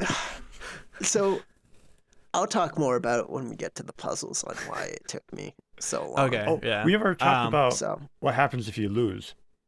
Did we not? talk a little bit, or maybe we did that before the we pod. talked a little bit. How you become a card. You become a card. You die and become a card. You like choose the cards from your deck, and you get to pick certain stats. Right. Yeah, it's really cool. So you can like. It's super cool. You can make really broken cards. Yeah. Sorry, we're all talking at the same time. Because like the first one you do so is excited. your cost, and then it's strength, and then it's abilities. Yeah. So you can just like be like, well, okay, 0 cost. Like you Oh pick yeah, the lowest yeah. cost You pick a possible, squirrel or whatever. and then yeah. just build the Yeah. strongest thing you can. Yeah. And then the best ability. I couldn't have won and boom. if it weren't for those cards, certainly. Like, or For it would have sure, taken me a yeah. lot longer. Like, I had like a 1-drop with like 8 health, 8, Yeah. whatever. Is it just? I can't remember now. Is it health and like defense? It's just health and attack. Oh, okay, yeah. So right, that's what I mean. Yeah, Yeah. it's 2 different mechanics. Yeah. Yeah. Shit. My Yeah, they're stomach broken. still hurts. They're busted. Yeah, it's busting. I was surprised though. I did not realize you didn't start with them. I didn't realize you had to find them later on. Yeah, Mm. right. Yeah, So- they're like a special event or like tile to pick those up. Yeah. So I was just gonna say I guess this kind of also will lead into puzzles. One of the things you get in the puzzles is the squirrel head, and that broke the fucking game for me. Like Squirrel so. head. Oh yeah. Yeah. So really quick, Yeah. there's one of the tiles that you have is a totem, wood carver, and she makes Oh, like totems yes. for you, and you need, and basically it takes a type of card, which is the head. So there's like wolf cards, snake cards, whatever types of cards. That's like the head of the totem, and then it gets a special rune, and Yep. then she like screws them together, and then that gives all those cards that ability. And Yeah, so when you get the squirrel head, You have it in every playthrough, right? you just all my squirrels, I gave them like the triple blood. value. Yeah, triple Yeah. the value Yeah. of all the stacks. Breaks the game, Yep. dude. Completely. Yeah, that's true. That is breaks the absolutely game true. wide open. Or Yep. there was like there's triple blood and then I think triple bones, right? Yeah. If you go with like a bone deck. Triple Yeah, blood, triple right. bones. The doesn't die if you sacrifice them, so you can have like a board of 3 squirrels and then Yeah. just your pumper. Yeah. You know, Right. like It definitely breaks the game something fierce, but I really every liked it. playthrough for me became like just going and then like get a busted thing, and then I'm like, okay. Yeah. And then, like I just focused in. I'm like, if I can get a busted a figure, then like, Yeah. all right, everything else becomes Yeah, secondary. Like that upped in priority. You're totally right. Whenever you get the squirrel head, you don't. I didn't use any other animal heads, right? It's just a squirrel head with different combinations, and I think Yeah. that it's obviously he must have done that on purpose, right, to kind of get you through into the next act, right? yeah. Like There's a lot There's of a- mechanics that are meant to like Right. help you along. like Yeah, once you hit that and point, he's like, all right, Yeah. the rest of the game awaits you, right? Yeah. Like let's get through Leshy and But that's like another thing with like the deck building is somewhat secondary Yeah. in the mechanics, because like if you feel like you have a good design that you really want to build on, the game doesn't facilitate that very much. Because like even if you wanted to do something other than squirrels, the reason why the squirrel head's so big is because you always have squirrels and you can always use that Yeah. ability. Yeah. yeah. Like there's so many runs where I was like, ooh, I want to do like a bug run. I was like, oh, like I'll do a bee run where like I'll make all my bees have poisonous, and then you just keep generating bees, and then I was like, I'm big braining this. Yeah. And then you just never don't see need any it. bee Yeah, cards. yeah. Or you like you only have like the only head other than a squirrel is like a beast head, and then you just don't see Yeah, any it just beast depends, cards. like, and it how just like Leshy, doesn't worked out Yeah, your like- playthrough, right? It's like you might not even it's so have any RNG. option Like for you that. you Definitely have is. very little control over like what type of deck you build. You Totally. kind of just like you just play the good stuff, you know. Yeah, There's no just get the best cards. synergy. Yeah. It's just you play good stuff. Right, for sure. The puzzles though, yeah, they all give you stuff that just breaks the card game and makes it way easier. So like the squirrel head, obviously I don't want to spoil everything that you can get, but Casper also mentioned the third candle, the flower pot. Those are all items that just kind of give you like a huge boost. So yeah, it's definitely they Like don't you want said- anyone giving up on Leshy. Yeah. What's up? It's Yeah. like you said, the game's stacked. Like it wants you to win. It really wants you to win. Yeah, Right. definitely. Yeah. I mean, And I'm not good, and I from won. like a meta game point of view, it's like Leshy's hiding these objects away so that way you can't get past him. So once you have like an arsenal of like 5 things that break the game, it's like, nah, you're going down. This is it. This is the playthrough, right? Yeah, no, so- it gets way, way, way easier. Yeah. So yeah, it's cool because it's like an escape room, and it really harkens back to like Flash games of my youth. Like, Yeah, for sure. it's just like it's got that vibe kind of, and it probably has to do with the fact, and I think I said this when we did the bonus episode, but like a lot of the assets are like open source 3D models. So Dude, it when gives you this see in like the credits, really it's, like, 90s literally- vibe. Yeah, it's just nothing but that, right? It's like the Yeah. link for it and like what the Yeah. file's called. Just Right. tons of that, and it gives us this really cool like mist kind of like 90s vibe to it too, in that way, because nothing really fits quite right. Like, it doesn't share like a Right. super cohesive art design in the way that people used to make point and click games that was a thing. They just didn't give a fuck. Like, you know. He So, I did thought it that was really really well cool. though. Like, I mean, I think for the most part though, like he made every Like he blended Object it- fit. Yeah, Yeah. right. No, right. totally, yeah. yeah. I was just It's really surprised. cool. Yeah. But I do think it gives off that like 90s game vibe. For sure. Yeah. Yeah. Like 90s PC game. What did you guys think of like the escape room parts, like comparing and contrasting a little bit with like the card game? Like, did you think it was more or less fun, I guess? I think Henry probably thought the escape room was lame compared to the card game. Yeah, I think for me it was I don't know which one's a vehicle to get to the next one, if that makes sense. Like, I mean, he obviously started with the card game, right? But then he's trying to tell this story, this overarching story, which we'll get into. And you kind of need that extra component. And the escape room stuff, it seemed kind of maybe like surface level, like it wasn't too hard, right? Like once you get the clues, Yeah. like, oh, okay, yeah. But you do have to play the game to get those clues for the most part, right? Or just trial and error. I guess you could be a crazy person and just like Yeah. spin the cuckoo clock like a million times and try to. Like, dude, know that's what how the I got out of the escape room the combination. other day in real life. Slamming on the door, let me out! They're like, is everything okay? I'm like, I'm out. I'm out. Let me out. Thanks. But yeah, I But definitely yeah, think no, that, you can definitely dumb guy a lot of it, like dumb brain right. it. Yeah. What's that game where it's like it's a game of Inscryption. You got to move the cards up and down. Yeah, there's like this puzzle that's like an inscription board, and you need to like solve it such that you win the board, Yeah.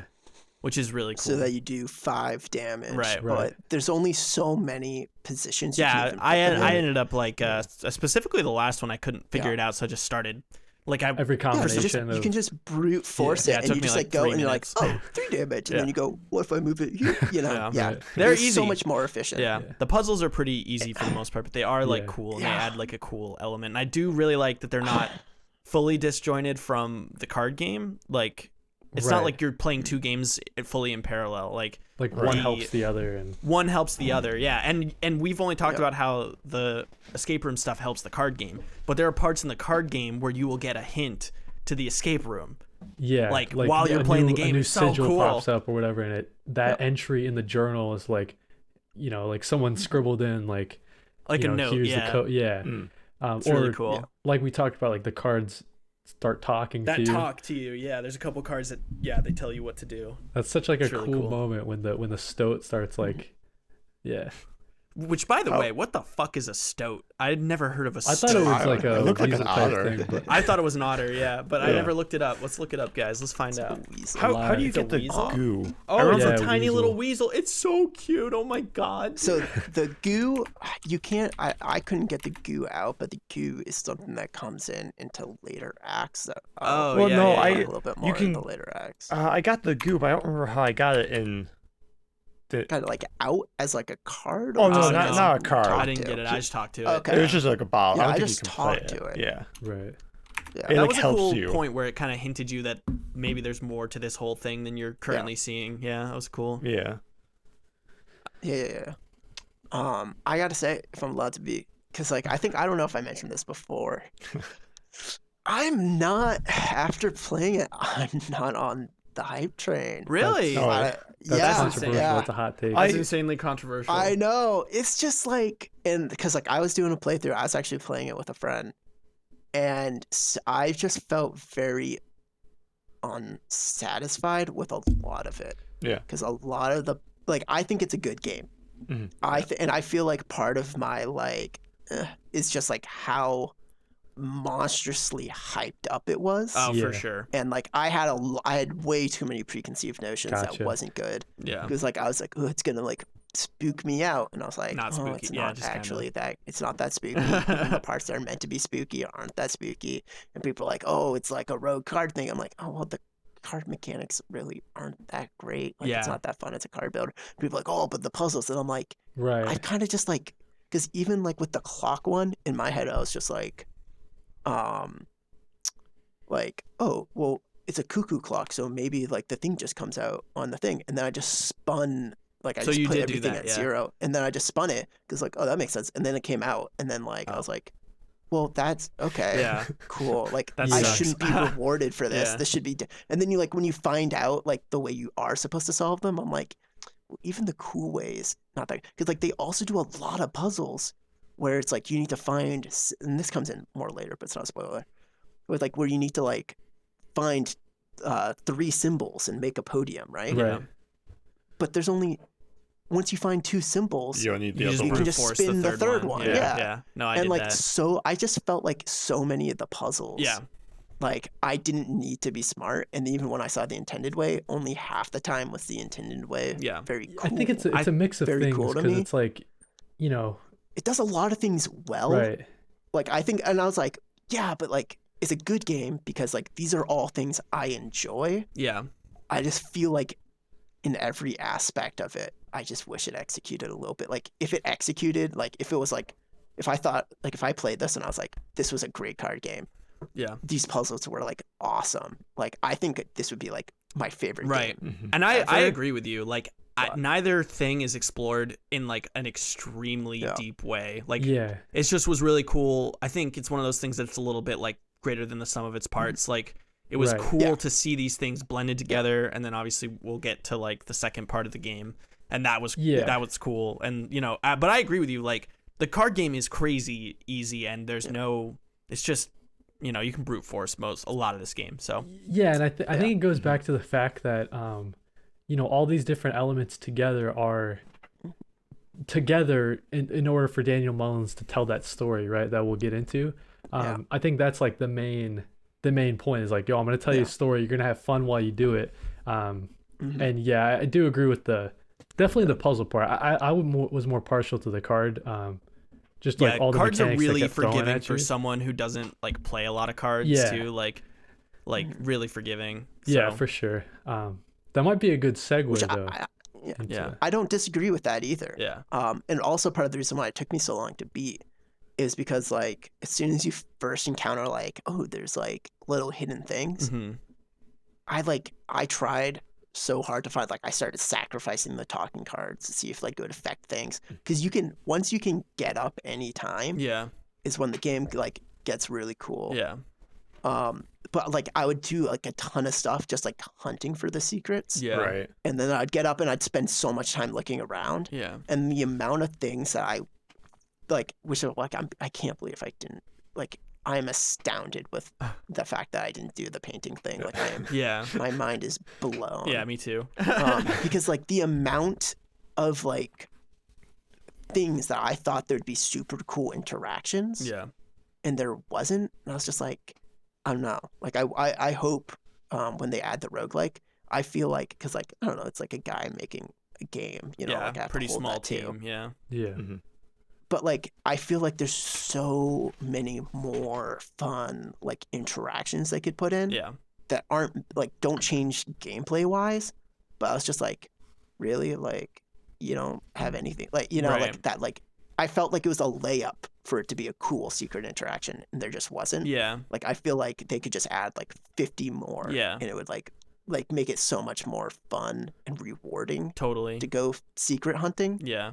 Because like Yeah, It's I don't know, interesting. I spent never way too much time intentionally secret went, hunting. and I think there's not that many secrets. So like if you're like Right. really hunting for them, It just depends. because the who's trying game to get out will of be it, like, right? hey, here's the secret. Like this secret exists. It'll tell you when it exists, Yeah. and usually give Yeah. you a hint towards the solution. So like But the secrets typically, I mean, like a lot of them kind of are cool though, you know? yeah, And like the ones you do come across that aren't like explicit and like are just like fun game things, yeah, Yeah. you know, it does like feel cool. And then like, but the amount, like I don't know, I spent so much time being like, well, why isn't there?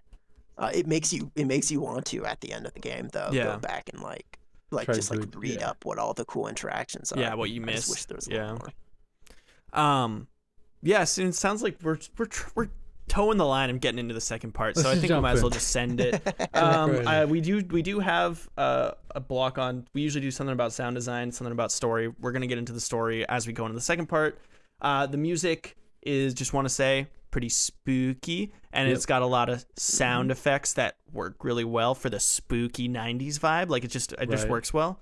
I have no qualms with the sound, but I also just don't have a lot like super positive to say about it, which is also a sign of good sound design, you know? Like Right, you just right, don't right. notice it. It just works so well. So Mm-hmm. nothing I don't know. Do you guys have anything you want to speak to on the sound? I think it was the Trapper. I really liked his boss music. Yeah, I the don't know if you boss music remember was pretty standout. Yeah, the boss music was yeah. pretty sick.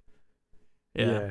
And then I'm just trying to think, like, whenever a card would pop out of like the water or whatever, like just in general, yeah, the sound design, each card, each sigil like had its own thing Yeah. going on, but like you're saying, it's not nothing was bad. Nothing was Yeah. bad. Yeah. I do love the sound, like I can hear it in my head of the teeth hitting the scale, like the Oh, clink, true, clink, yeah. clink. Mm. Like that was a really Ugh. just speaking of like ASMR type sounds that like just feel so good. Yeah. Yeah. Just like yeah.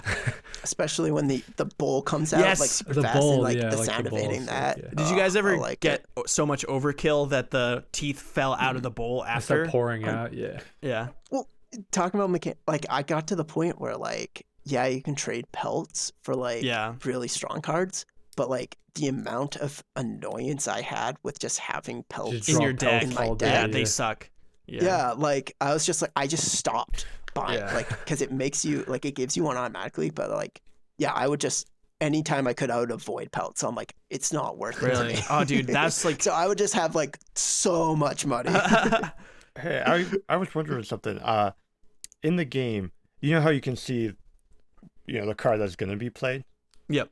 Sometimes I would kill the card that was already played, and it would kill the card Yes. behind Yes. it too. Yeah. Do, like, Yeah, It that was was- the overflow damage. That was a mechanic. Okay, Yeah. I thought that's what it was, but I wasn't Yeah. sure because I don't think he ever explained it. I don't think he explains it. I think it just happens. Yeah, you just do it Yeah. at one point by accident and go, "Holy fucking shit!" Right, because I Okay. feel like Yeah. a lot of the times you're not Mm-hmm. doing more than like 3 or 4, right? Until you get into the late game where you have super OP cards that do like just 9 damage just right in a Yeah. line, so. Did any of you deal? I only dealt with it once, and I didn't like it because it like put me on the back foot for the rest of them. On my second run, like I was like feeling so pumped. I'm like I'm gonna do it second run, and I pulled out this like sweet combo, and I one shot him Yeah. before he even got to play a card. Oh wow, Whoa. Yeah, that's crazy. and then he got pissed at me, and then instant killed me. That's What funny, the dude. fuck? I was like, That's dude, sick. I didn't know that. What? Hey, Yeah. wait, so that's crazy. And I got like I was deep into a run, and I was like I almost stopped playing for a bit because I was like so upset. I was just like, why am I being punished for like doing something well? That's insane. And then like I think I one shot him later, and it didn't, and I was just like, so like, I was always so nervous, like yeah, on my first turn because I was like, I don't want to accidentally like win Yeah. and then lose because of it. Yeah. Like Right. I was just like, why? So- why would you put this paranoia in Right. me and it's random? that is super meta. awful and awesome at the same Yeah. time, Yeah. right? Because right? Like because obviously from like a gameplay design that sucks, but like the story and stuff, like it's like Leshy is fucking unhinged, dude. Like he's vindictive. like he doesn't like you playing. his he doesn't. game super Yeah, well. He wants exactly. to win. Yeah. That's Yeah. super I think sick. it's cool what it says about Leshy, but I also agree that is super annoying. Maybe if the punishment was less severe, we would have thought it was cooler, Like Right, Yeah, right. like- yeah, like maybe if he bounced me back and was like and ripped up one of my Like, redo cards the that I fight or did something that like with, that, you yeah. know? Yeah. yeah, insta kill, that's fucking bullshit. I mean, that is fucked.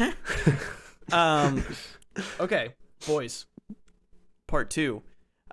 Dear listener, stop listening if you don't want to get part 2 spoiled. But play Thank Inscryption, you. please. It's super sick. I guess do we decide what we're gonna play just so this person can potentially hear it if they for our next game? We didn't decide, did No. we?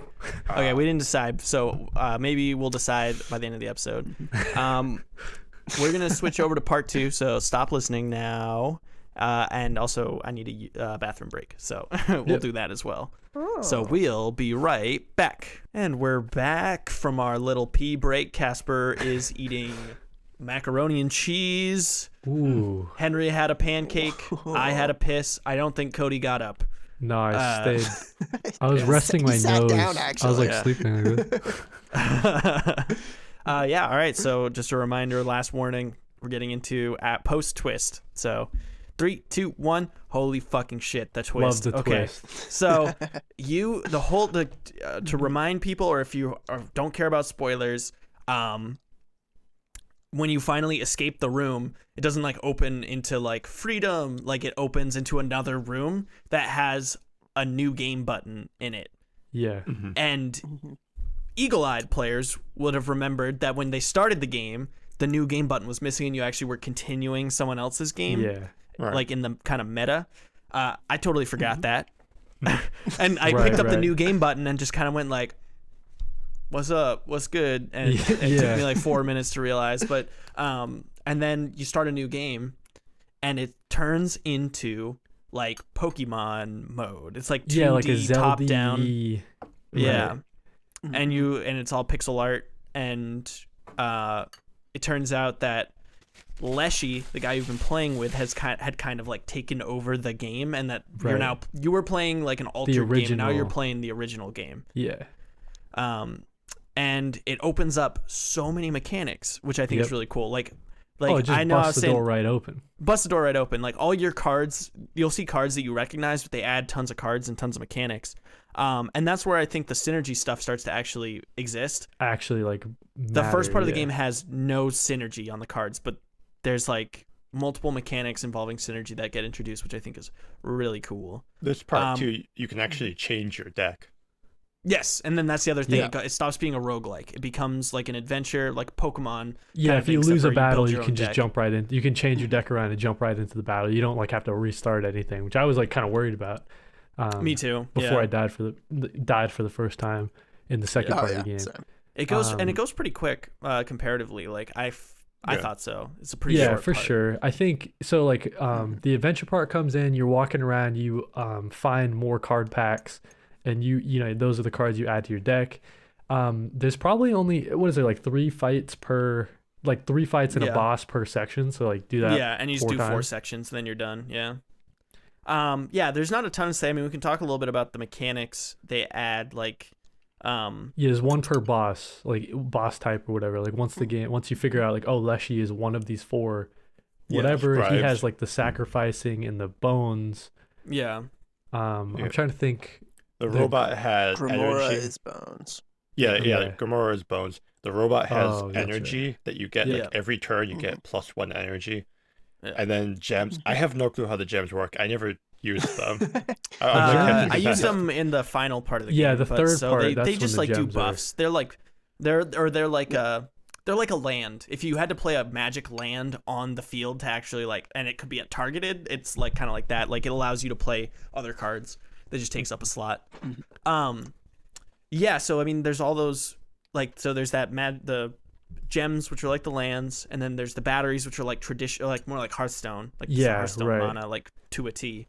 And then there's still the bones and the sacrificing from the other mode. So I thought that was pretty cool. And they also introduce like active effects or like text on the cards, like cards that actually do more interesting shit than like the 6 runes that are in the first part. Right.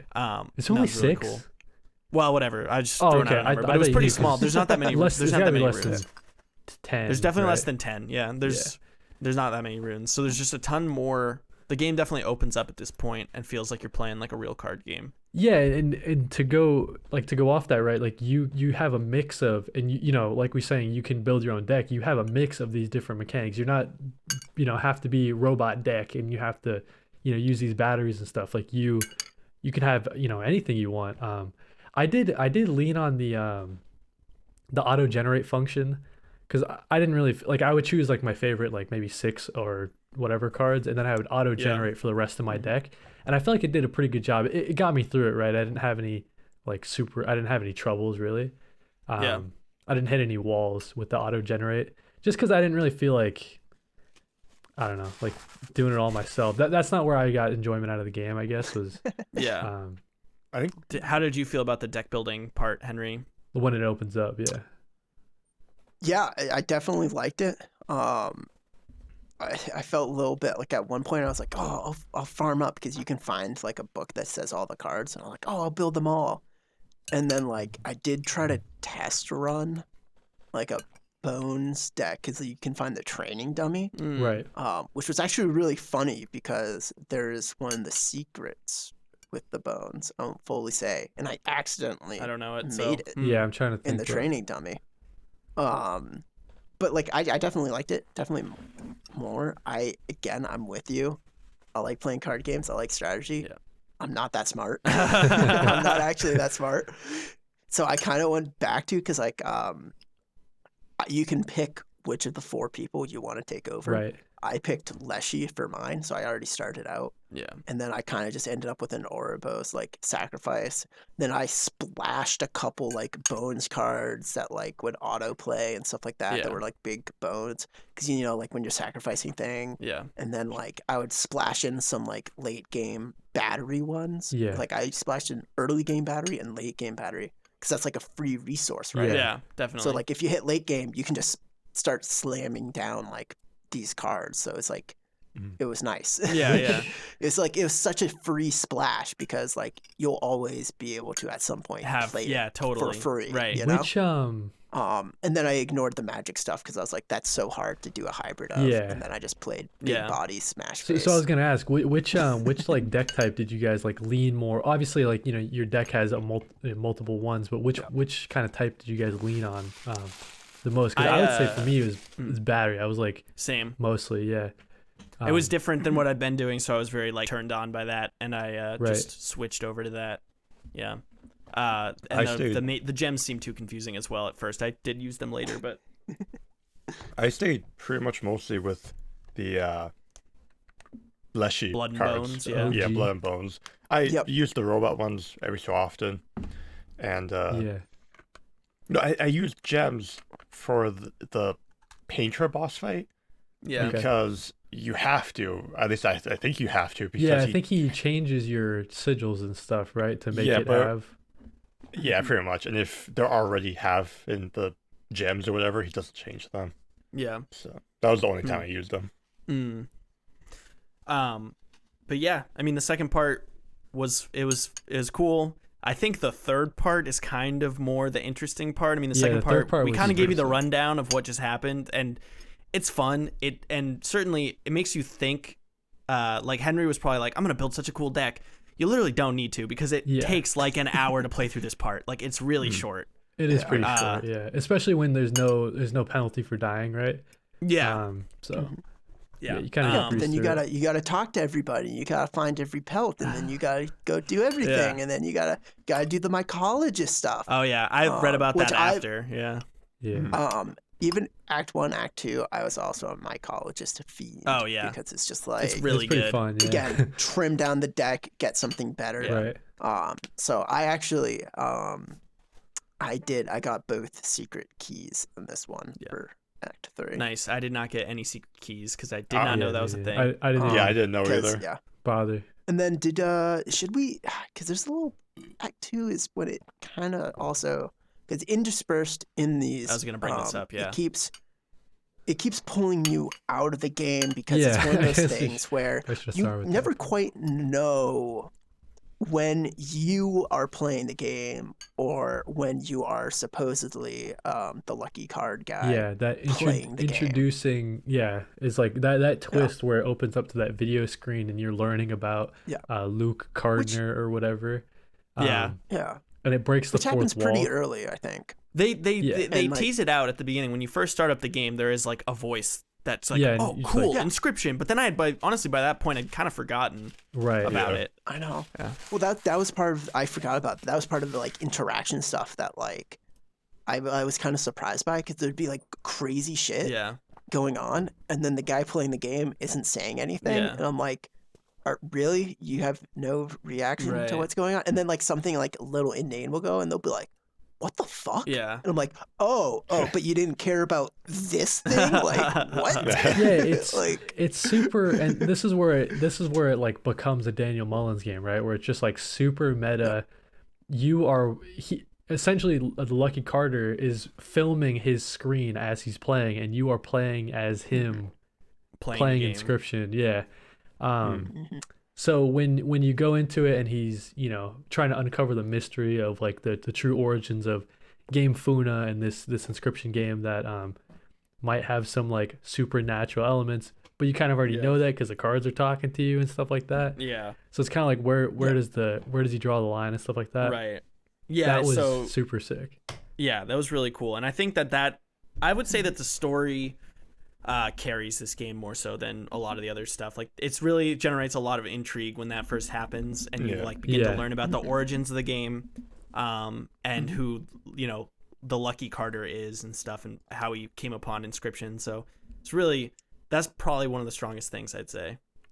Yeah, and like you guys are saying, you get little hints of it, right? Like when you get the card that's called like Casey, and you're like, oh, you don't think anything of it at that point, but then it makes sense later on when you're there's a learning name, more it about. comes up as a name, right.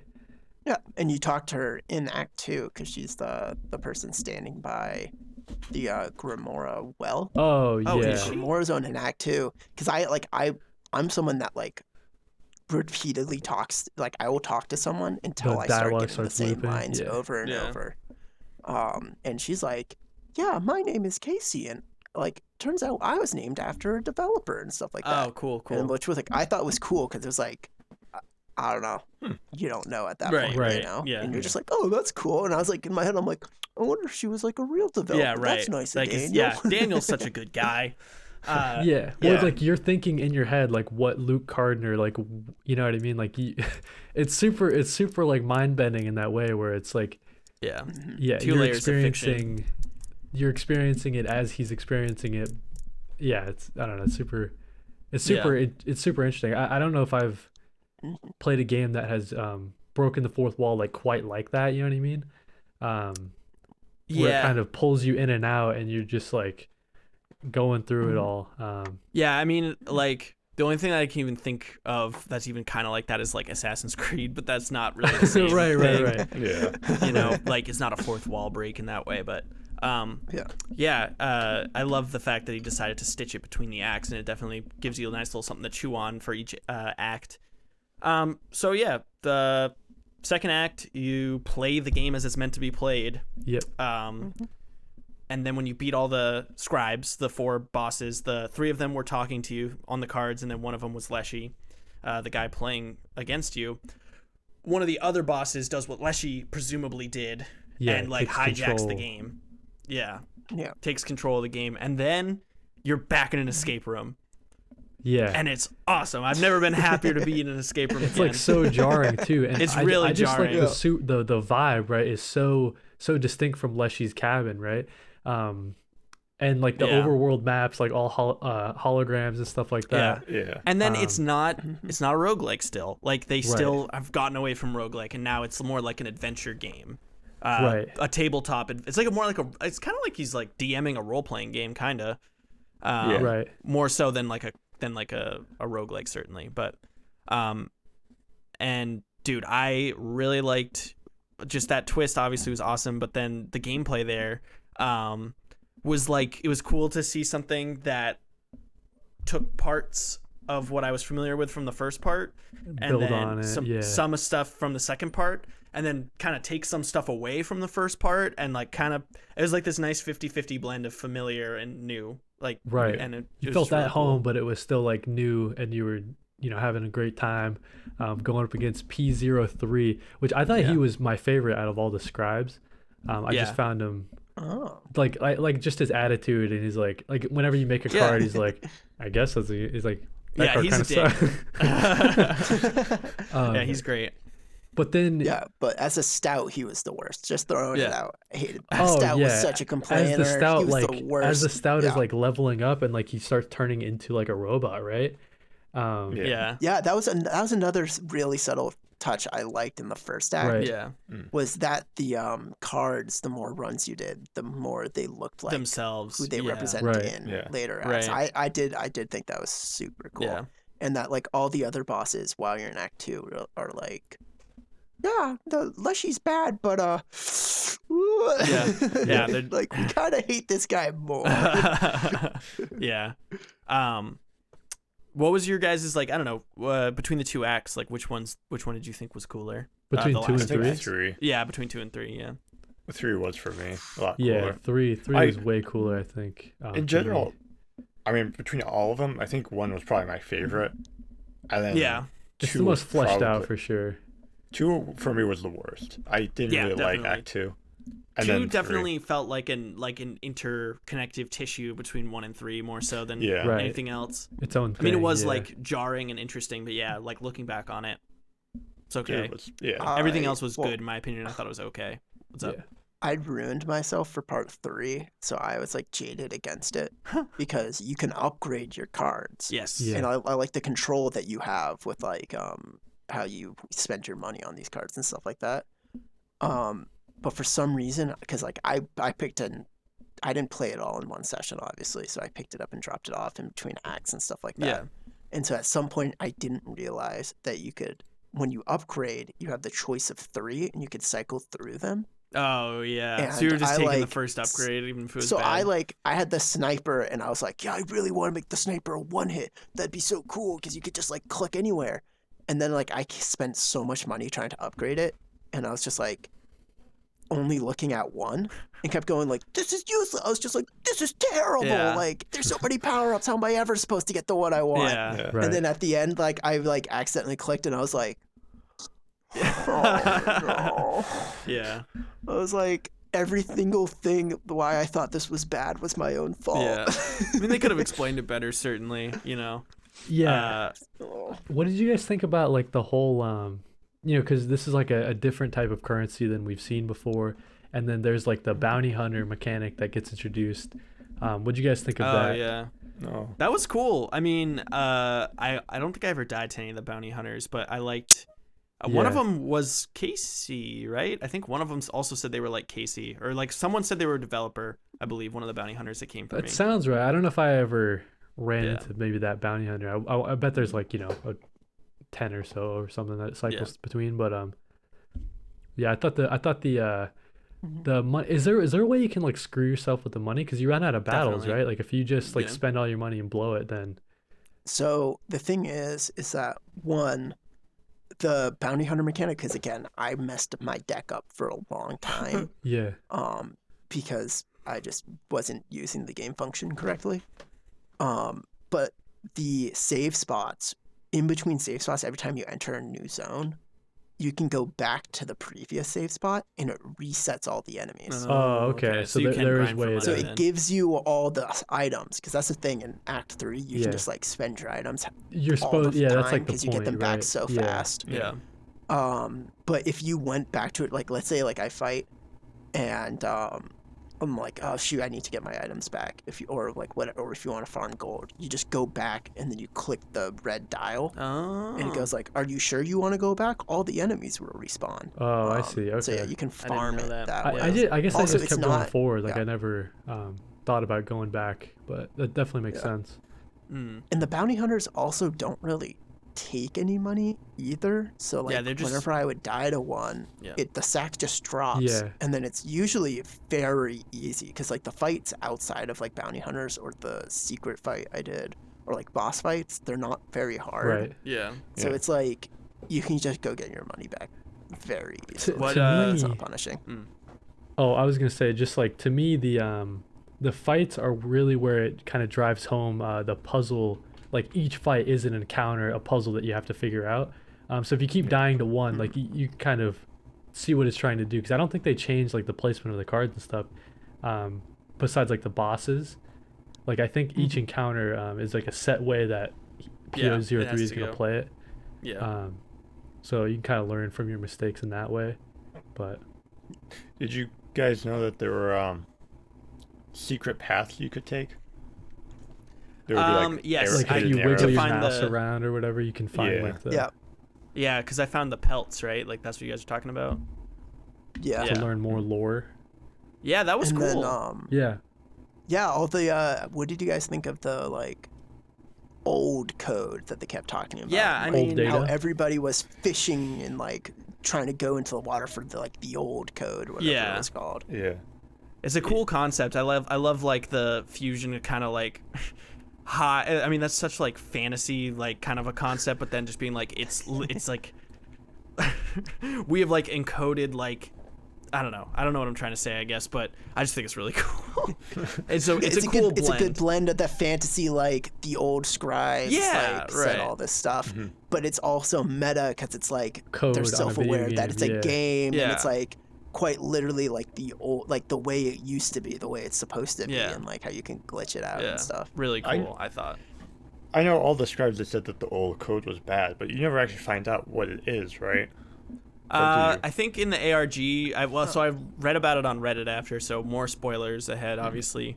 The old code, people think it's got something to do with Hitler. Yeah, I was And it's not a code. It's not code like, it ends up not being code like a line of code. It's like a code, like a code breaker's code, like that type of code.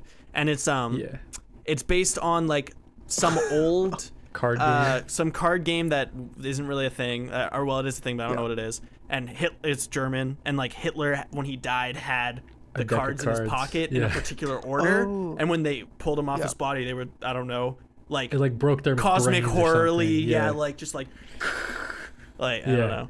And then I guess the way the ARG goes from there is that the Soviets, when they found, like Evan said, when they found the card deck, they actually put that code into like on a floppy disk, and that's where Casey discovers it or something, and that's where she creates the game Inscryption around old data or whatever. But I think it's super interesting that you can go the whole game without really even dipping your toes into all of that. You know what I mean? Like, you'll know about Casey, like Game Funa, obviously, from watching. I mean, the you don't videos. have to though. You could if you just skip. That's true. You're like, you could what's just this fucking hit top screen? right. Yeah. And then just hit the top right, and you're out. You know. Yeah. Right. You So can it's miss like all it's the totally, ARG stuff. it's totally, you could skip right over it. And it's just like when I was reading up about like Hitler and the Soviets, and like it just it's like another layer of coolness. I was not of ready the for that. game. I looked up the binary codes that come up sometimes, like in the like stuff. And I saw a weird name for a game, and I was like, oh, whatever. This is coming out of the left field for me, for someone who even like dipped into a little of the I think true to stuff. me the coolest part of the game, so whenever you're in the third act, when you're fighting P03 and all the different bosses, and each boss has its own mechanic, right? And you're kind of slowly discovering that P03 is trying to take over your computer, and he's trying to send out the game, onto Steam or whatever, and that's where you got it. Yeah, and that's where he's gonna be controlling like the whole world or whatever. So like when they're reaching into like your file, or they're asking you to reach into your files, and like that was crazy. That creeped me you know out. what I mean? Like that's super cool. Or like when he pops up like your friends on Steam, and like those become cards. Oh my god, I forgot about that. That shit was nuts. I didn't even realize so that. it's just super like each boss had a mechanic like that. There's probably 4 bosses in P03, right? It must be. Yeah. One for each cardinal direction, I think. Right. You know when you fight him and you have to pick like a large file size? Right. Yeah. I used podcast files. I did the video too. files are so Me too. large. I did too. Me They're too. massive. They're big, right? So, I didn't. I immediately started trying to delete Inscryption. actually, you're like, yo, this is creepy. I looked up and I was like, where's Inscryption? I went to my own file directory, and then like I just kept trying to delete Inscryption to see what would That happen. would have been cool if something Did it stop happened. you from doing it? I know. Look, I'm just telling you, no spoilers, but y'all should try out Doki Doki if you like the like creepy modifying your files. files. Right, It's yeah. super creepy. I kind of wish though, and I was talking to Casper about this before we started recording, but I kind of wish that it kind of sounds like the true ending of the game. It kind of leaves it up in the air, but I kind of hope that P03 once you kind of start realizing he's trying to upload the game to the internet, I wish it took that jump and said that's how all of us are playing it. Like that's how the game I do came think out that's in I think that's the 2021. implication. Yeah. I thought There's I also like- felt there's like an that was alternate implied. ending. Because it's like you take the photos and it's like I also went to the store page because I thought it'd be so cool because like on Steam Store, like how they always have the like sample Right. photos. Yeah. Because they're like, you took the photos for the page. I thought it would have been really cool. I was like, it's the actual Right. photos. And I think Like, why didn't they? there's do like an alternate ending where it kind of implies that P03 is not dead and he actually did succeed in getting the game out or something Right. like that. It's I the think that's like the post-credit end sequence. right. So yeah, I thought that was super cool. How do you guys feel about like the actual ending itself? Like you trick P03 and the other scribes take back control and And they delete the game. right. That's how the game So- ends. Well, wasn't it only the I really lady? liked that sequence at the Gamora? sorry, Casper, you go. It was only the lady that wanted to delete the game, right? The other two wanted to keep I think I going. think Leshy was okay with it. They understood. Yeah. Oh, They okay. kind of understood. Yeah. And then the Yeah. the wizard, seemed okay with. They all seemed like reserved that the nuclear option was the only option because of how dangerous P03 was. So Yeah, and the I- old data getting out and stuff like that. But yeah. right, exactly. I thought that the ending was just really like, it was cool. Like it was fun. Like it was it was an interesting little roller coaster for kind of like almost like an independent fourth act. You get to play a different version. You get to play 2 more versions of Inscryption for the other scribes, and they're short. Yeah. But I And thought it that was doesn't. You can't really fun. lose. It doesn't matter what you do. But But it was really cool. was super Yeah, I thought it was I wish- awesome. And You know how when you're going through the boss fights, it has like it's deleting the game in yeah, the top Yeah. left. yeah. I kind of wish afterwards the game just deleted itself. I forgot. I was gonna say I that was too, thinking yeah. that it would do that, but Yeah. Yeah. But yeah, like Um, as you're going through that sequence and like the bell gets deleted, right? And you're so used to the bell, and you're like, wait, what?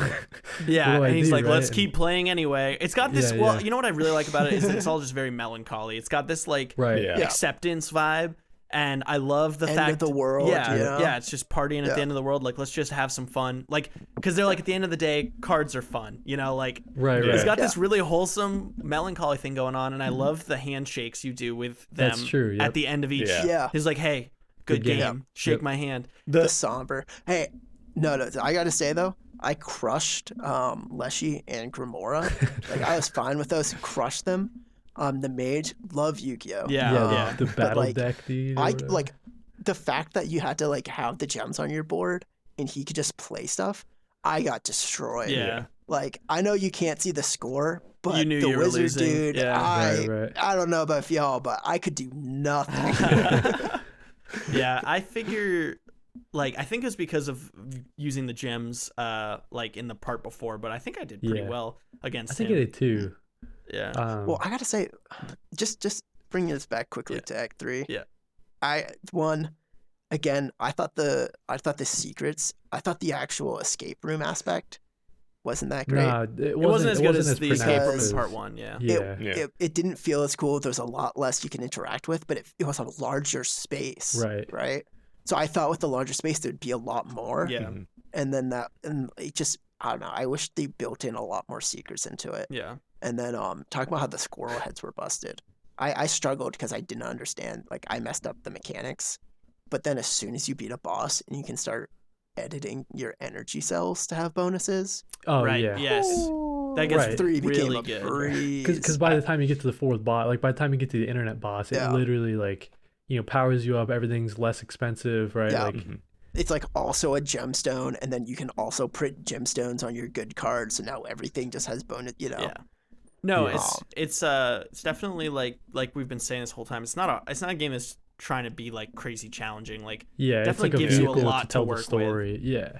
like it's nothing but getting stronger, and not asking that much more of you as a player. So I don't know. That's probably I'd say like one of its biggest flaws is just Yeah. that it could have stood to be more challenging, but hopefully in the roguelike mod it'll be nothing but that. I'm pumped yeah, for that. yeah. That sounds so cool. Yeah. What'd you think of Um, the ending, Casper? Just in general, like the whole sequence and stuff. I liked it. I thought it was really cool. I liked it made me like Leshy more just because he's like, Right. You oh, kinda I always understand knew you you were a used good to- player. Yeah. Yeah. You find out he just likes card games. He just wanted Right. to keep playing. Yeah, he just wants a buddy. Like Yeah. Because yeah, in that like going off that, like Leshy, it was all the characters that you played, right? Just with different masks on, so you kind of realize Yeah. like, oh, he is just really super lonely. yeah. Oh, Yeah, I know did you you guys go, get creeped? Just one last thing. Did you guys get creeped out in the escape room part of part 3, where like you connect to the internet and it just brings you down into a room, and it's So- all 3 of the scribes? Oh hidden? yeah, That's what I was gonna say earlier. Like I felt like an idiot because I went down the elevator backwards and it was just black, didn't and see I was them? like, I didn't know that was even possible. I was like, I think I turned, like as soon as I went down, I turned, and Oh, so my the good screen was news. just black, and I was like, Oh, That's so I funny. quit the game and went back in, and then I had to redo it and go down the elevator. Went down the right way, and then right in front of me, I was like, oh, okay. But Did y'all get creeped out with in the capture things where it's like click on the photos? right. Do you think the video of the house? Do you think that's supposed to be your house? Like your in-game Oh house? yeah, I think so. I don't know. Yeah. Oh, I see. Because Yeah, P03 I thought that is was pretty connected to the cool. internet. He can see. Where I didn't yeah, even where And he realize knows your that. name the is lucky Luke, card right? is. He calls Yeah. out Luke and Yeah. is like, Mhm. Yeah. So here's the thing. I feel like we've touched on a lot of stuff. I thought the art in every single section was cool, Yeah. especially considering it was free stuff. If we can get into the story, I gotta say I'm a little confused on it still. Yeah. it's a lot. It's a lot. And Well, because like what throws me off is that in Act 3, you can find the hidden like pelts. journal Oh, yeah. entries, right? Yeah. And in one of the journal entries, it's about you hanging out with Casey or something like that. It felt like. Yeah, I think it kind of plays And into then- like some like memory deletion shit because of like the corrupted files in the video. Like it kind of is playing with that trope of like amnesia a tiny bit. I think so. I think I because like, it threw me know- off because like the guy has to because like the whole idea is that you got the cards. So I know what from the you're talking grandmother. about. And Yeah. It wasn't. yeah. I don't think so it do was. you know her or not? It wasn't that Luke knew Casey. It was that Luke had a Okay. sister that kind of, when she died, like inspired him to create the channel or something like that. So that's how he became like the Lucky Yeah. Carter. So I think P03 Yeah. is reaching into your files where you talked about starting your YouTube channel. Okay. And it wasn't the fact that Luke Yeah. knew Casey. There was other Okay. separate entries that Casey had left in the game or whatever. Okay.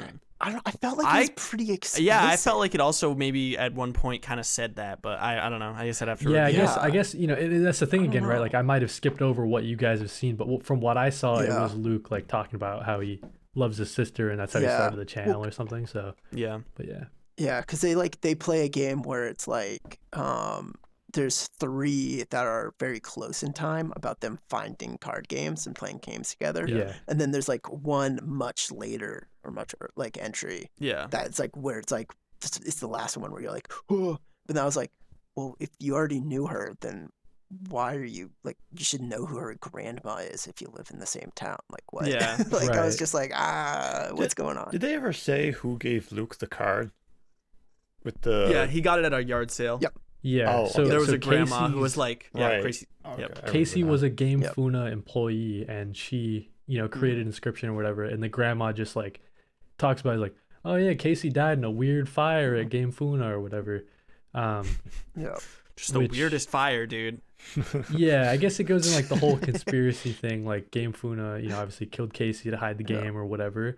But before she died, she wrote the coordinates on the game, put it out into the real world, and that's where Luke finds it. Yeah. Okay. But I was reading this theory that the girl who, I guess spoiler, we're spoiling this whole thing, but the girl who shoots Luke in the head, Yeah. there was a Yeah. theory that is Casey.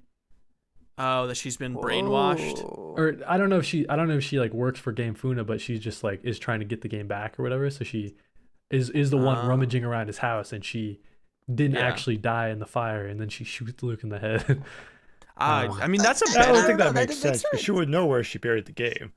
I guess so. Right. It's like a weird Yeah, forest that's in the really middle of gotta the make sense. forest. But It only yeah. works if she's like brainwashed or something. Yeah, like I don't know, like same thing with like the like this is because like I thought that the details within it was just like the files. I thought it was just proving that Game Funa was at fault for the fire or whatever. Yeah. Like I did not read into like nuclear war and Yeah, right, and all the Soviets like and stuff. yeah. So like I'm a little miffed because like honestly I thought like the whole story I was just kind of like meh. And I don't know if it was because like the acting. The acting is pretty bad. I thought the acting. yeah, was, Luke, I mean, Luke is Luke and, is a like- goober. He's and then like No, and the girl who yeah. shoots him suck. I mean, I think she's bad. I'm sorry. Like, she's a bad yeah, actor. he's pretty and good. Then, like, She's just bad. the ending. yeah. In the ending, I felt like I should have been like, but instead the ending I was like, okay. Right, yeah, you're like, yeah, of course like, they ended up killing him. Like, they're an Right, evil right. company. Yeah, I was I like, totally agree with you on that one. Yeah, for sure. But the But, like, ride I was don't know. wild. I love the ride you were on the whole way. You know what I Yeah, mean? Like, yeah, but he, Yeah. he makes some valid points. Like Yeah. I do like that, you know, it leaves it nice and wide open for like a sequel and stuff with the like after credits scene.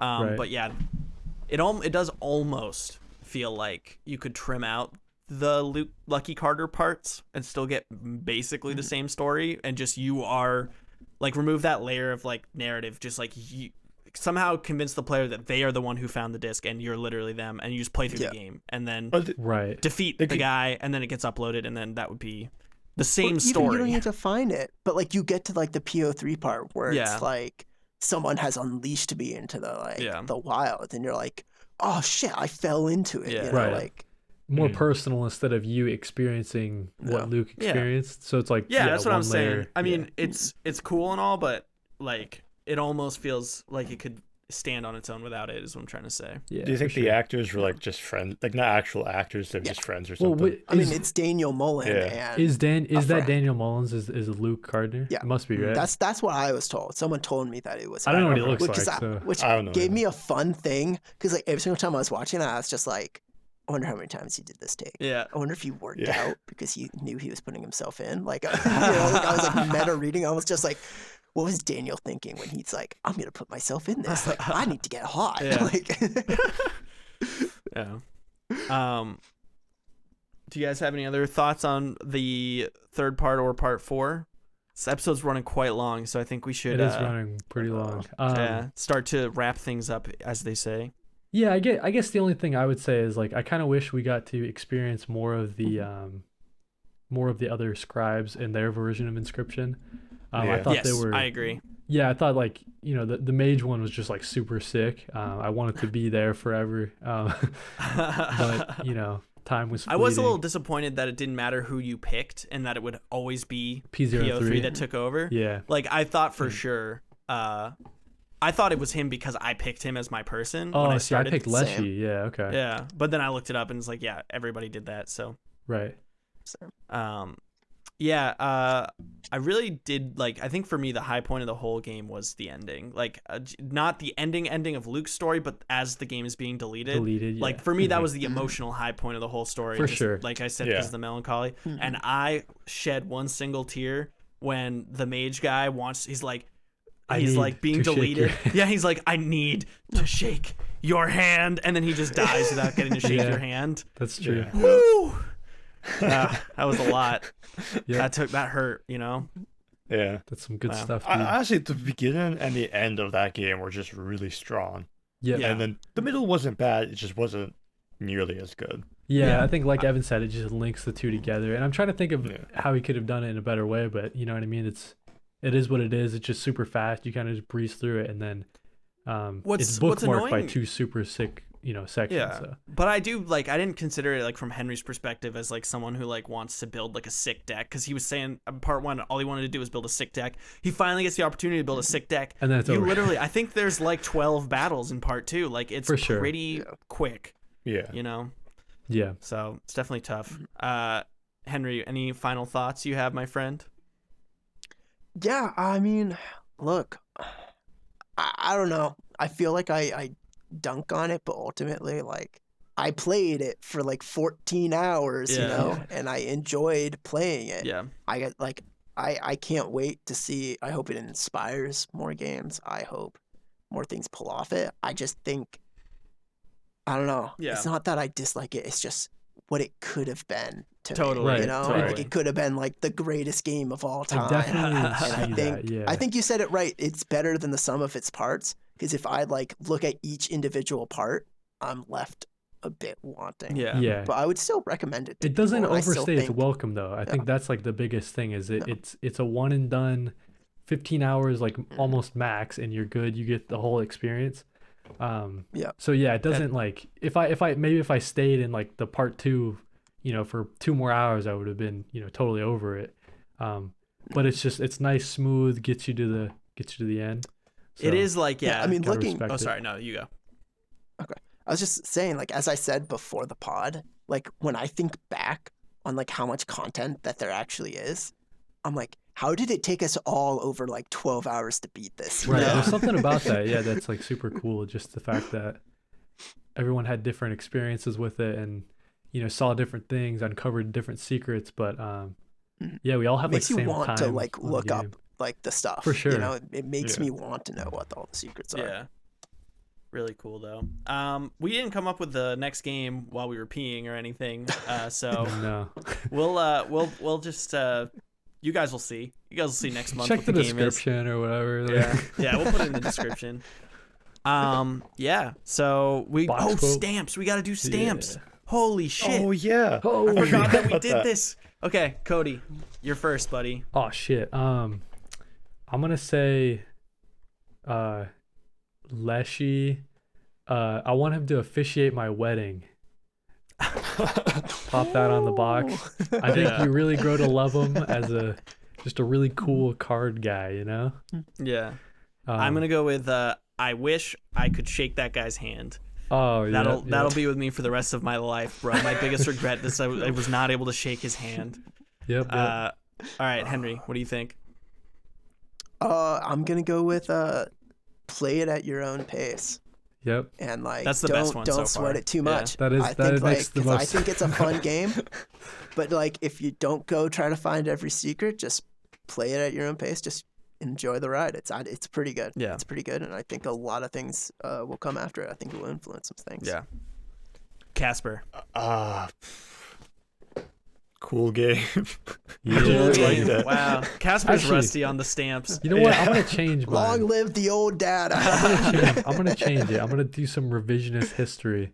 Okay. Devolver Digital, you've done it again. Jesus yeah. Christ, dude. They just hitting. It's nothing but bangers, man. I tell you.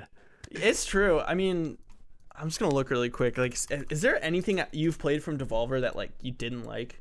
So like last year alone, right? They got Loop Hero, right? Yes. Death's Door, Inscryption. Like 3 of the indie darlings of the year, right? Yeah. God damn, dude. They're doing, I'm really Unbelievable. excited for Terra Nil. Just speaking of games they're doing. I don't even. I feel like a lot of the games, like I don't know a lot about them. They just like pop up, and I'm like, oh, sick. That's awesome. Yeah. Yeah. There was a game they were gonna do. I was gonna play called Ruiner or something. It's like a top-down game. Yeah, It looked yeah. really cool. I think that one's a rogue. It might be a roguelike as well. If I'm. Huh. I don't think Dude, so. I they think put it's out more so like many a. games. Most Yeah, of these they- I haven't played, but all the ones I have played, I really like. They publish a ton of games, but They I do. don't- they just do really well. Yeah, I love know that who to they pick. just to fanboy for them for one more second. I really like that they publish Metal Wolf Chaos. That was the right. From Software mech game Yeah, back in where the day. you are like the you're the president. You're Yeah, either the and vice you have president a- or the president, and you're in and a you have to mech. like go kill the Secretary of State in a mech or something. And he's like, Richard. It's great. It's a bunch of Japanese people just like making fun of Americans, and then they got like it English dubbed and stuff, and it's really rad. It's awful. Yeah, It that was doesn't for play the that well, PS4 but port, right? yeah, it plays terribly. But I mean, what an awesome like thing to just be like, hey, you want to just bring this back? Like, just I think it speaks so much to their like ethos. Like, it's all kind of a big joke a little bit. Cool. All right. Well, I would like to thank my beautiful co-hosts. I'd like to thank our beautiful guest, Henry. Henry will have to be on again at some point, and I hope so. I bought a camera. I have internet. I can do this. yeah, next month we if you missed the announcement, we've switched from being a bi-weekly podcast to a monthly podcast. Gives us more time to play the games Yeah. and stuff. So Doing stuff be back in between in streaming. about a month's time. Yeah, we'll do some streaming. We'll do some other stuff in between. And we don't know what the game is, so look forward to finding out in a month. Good night.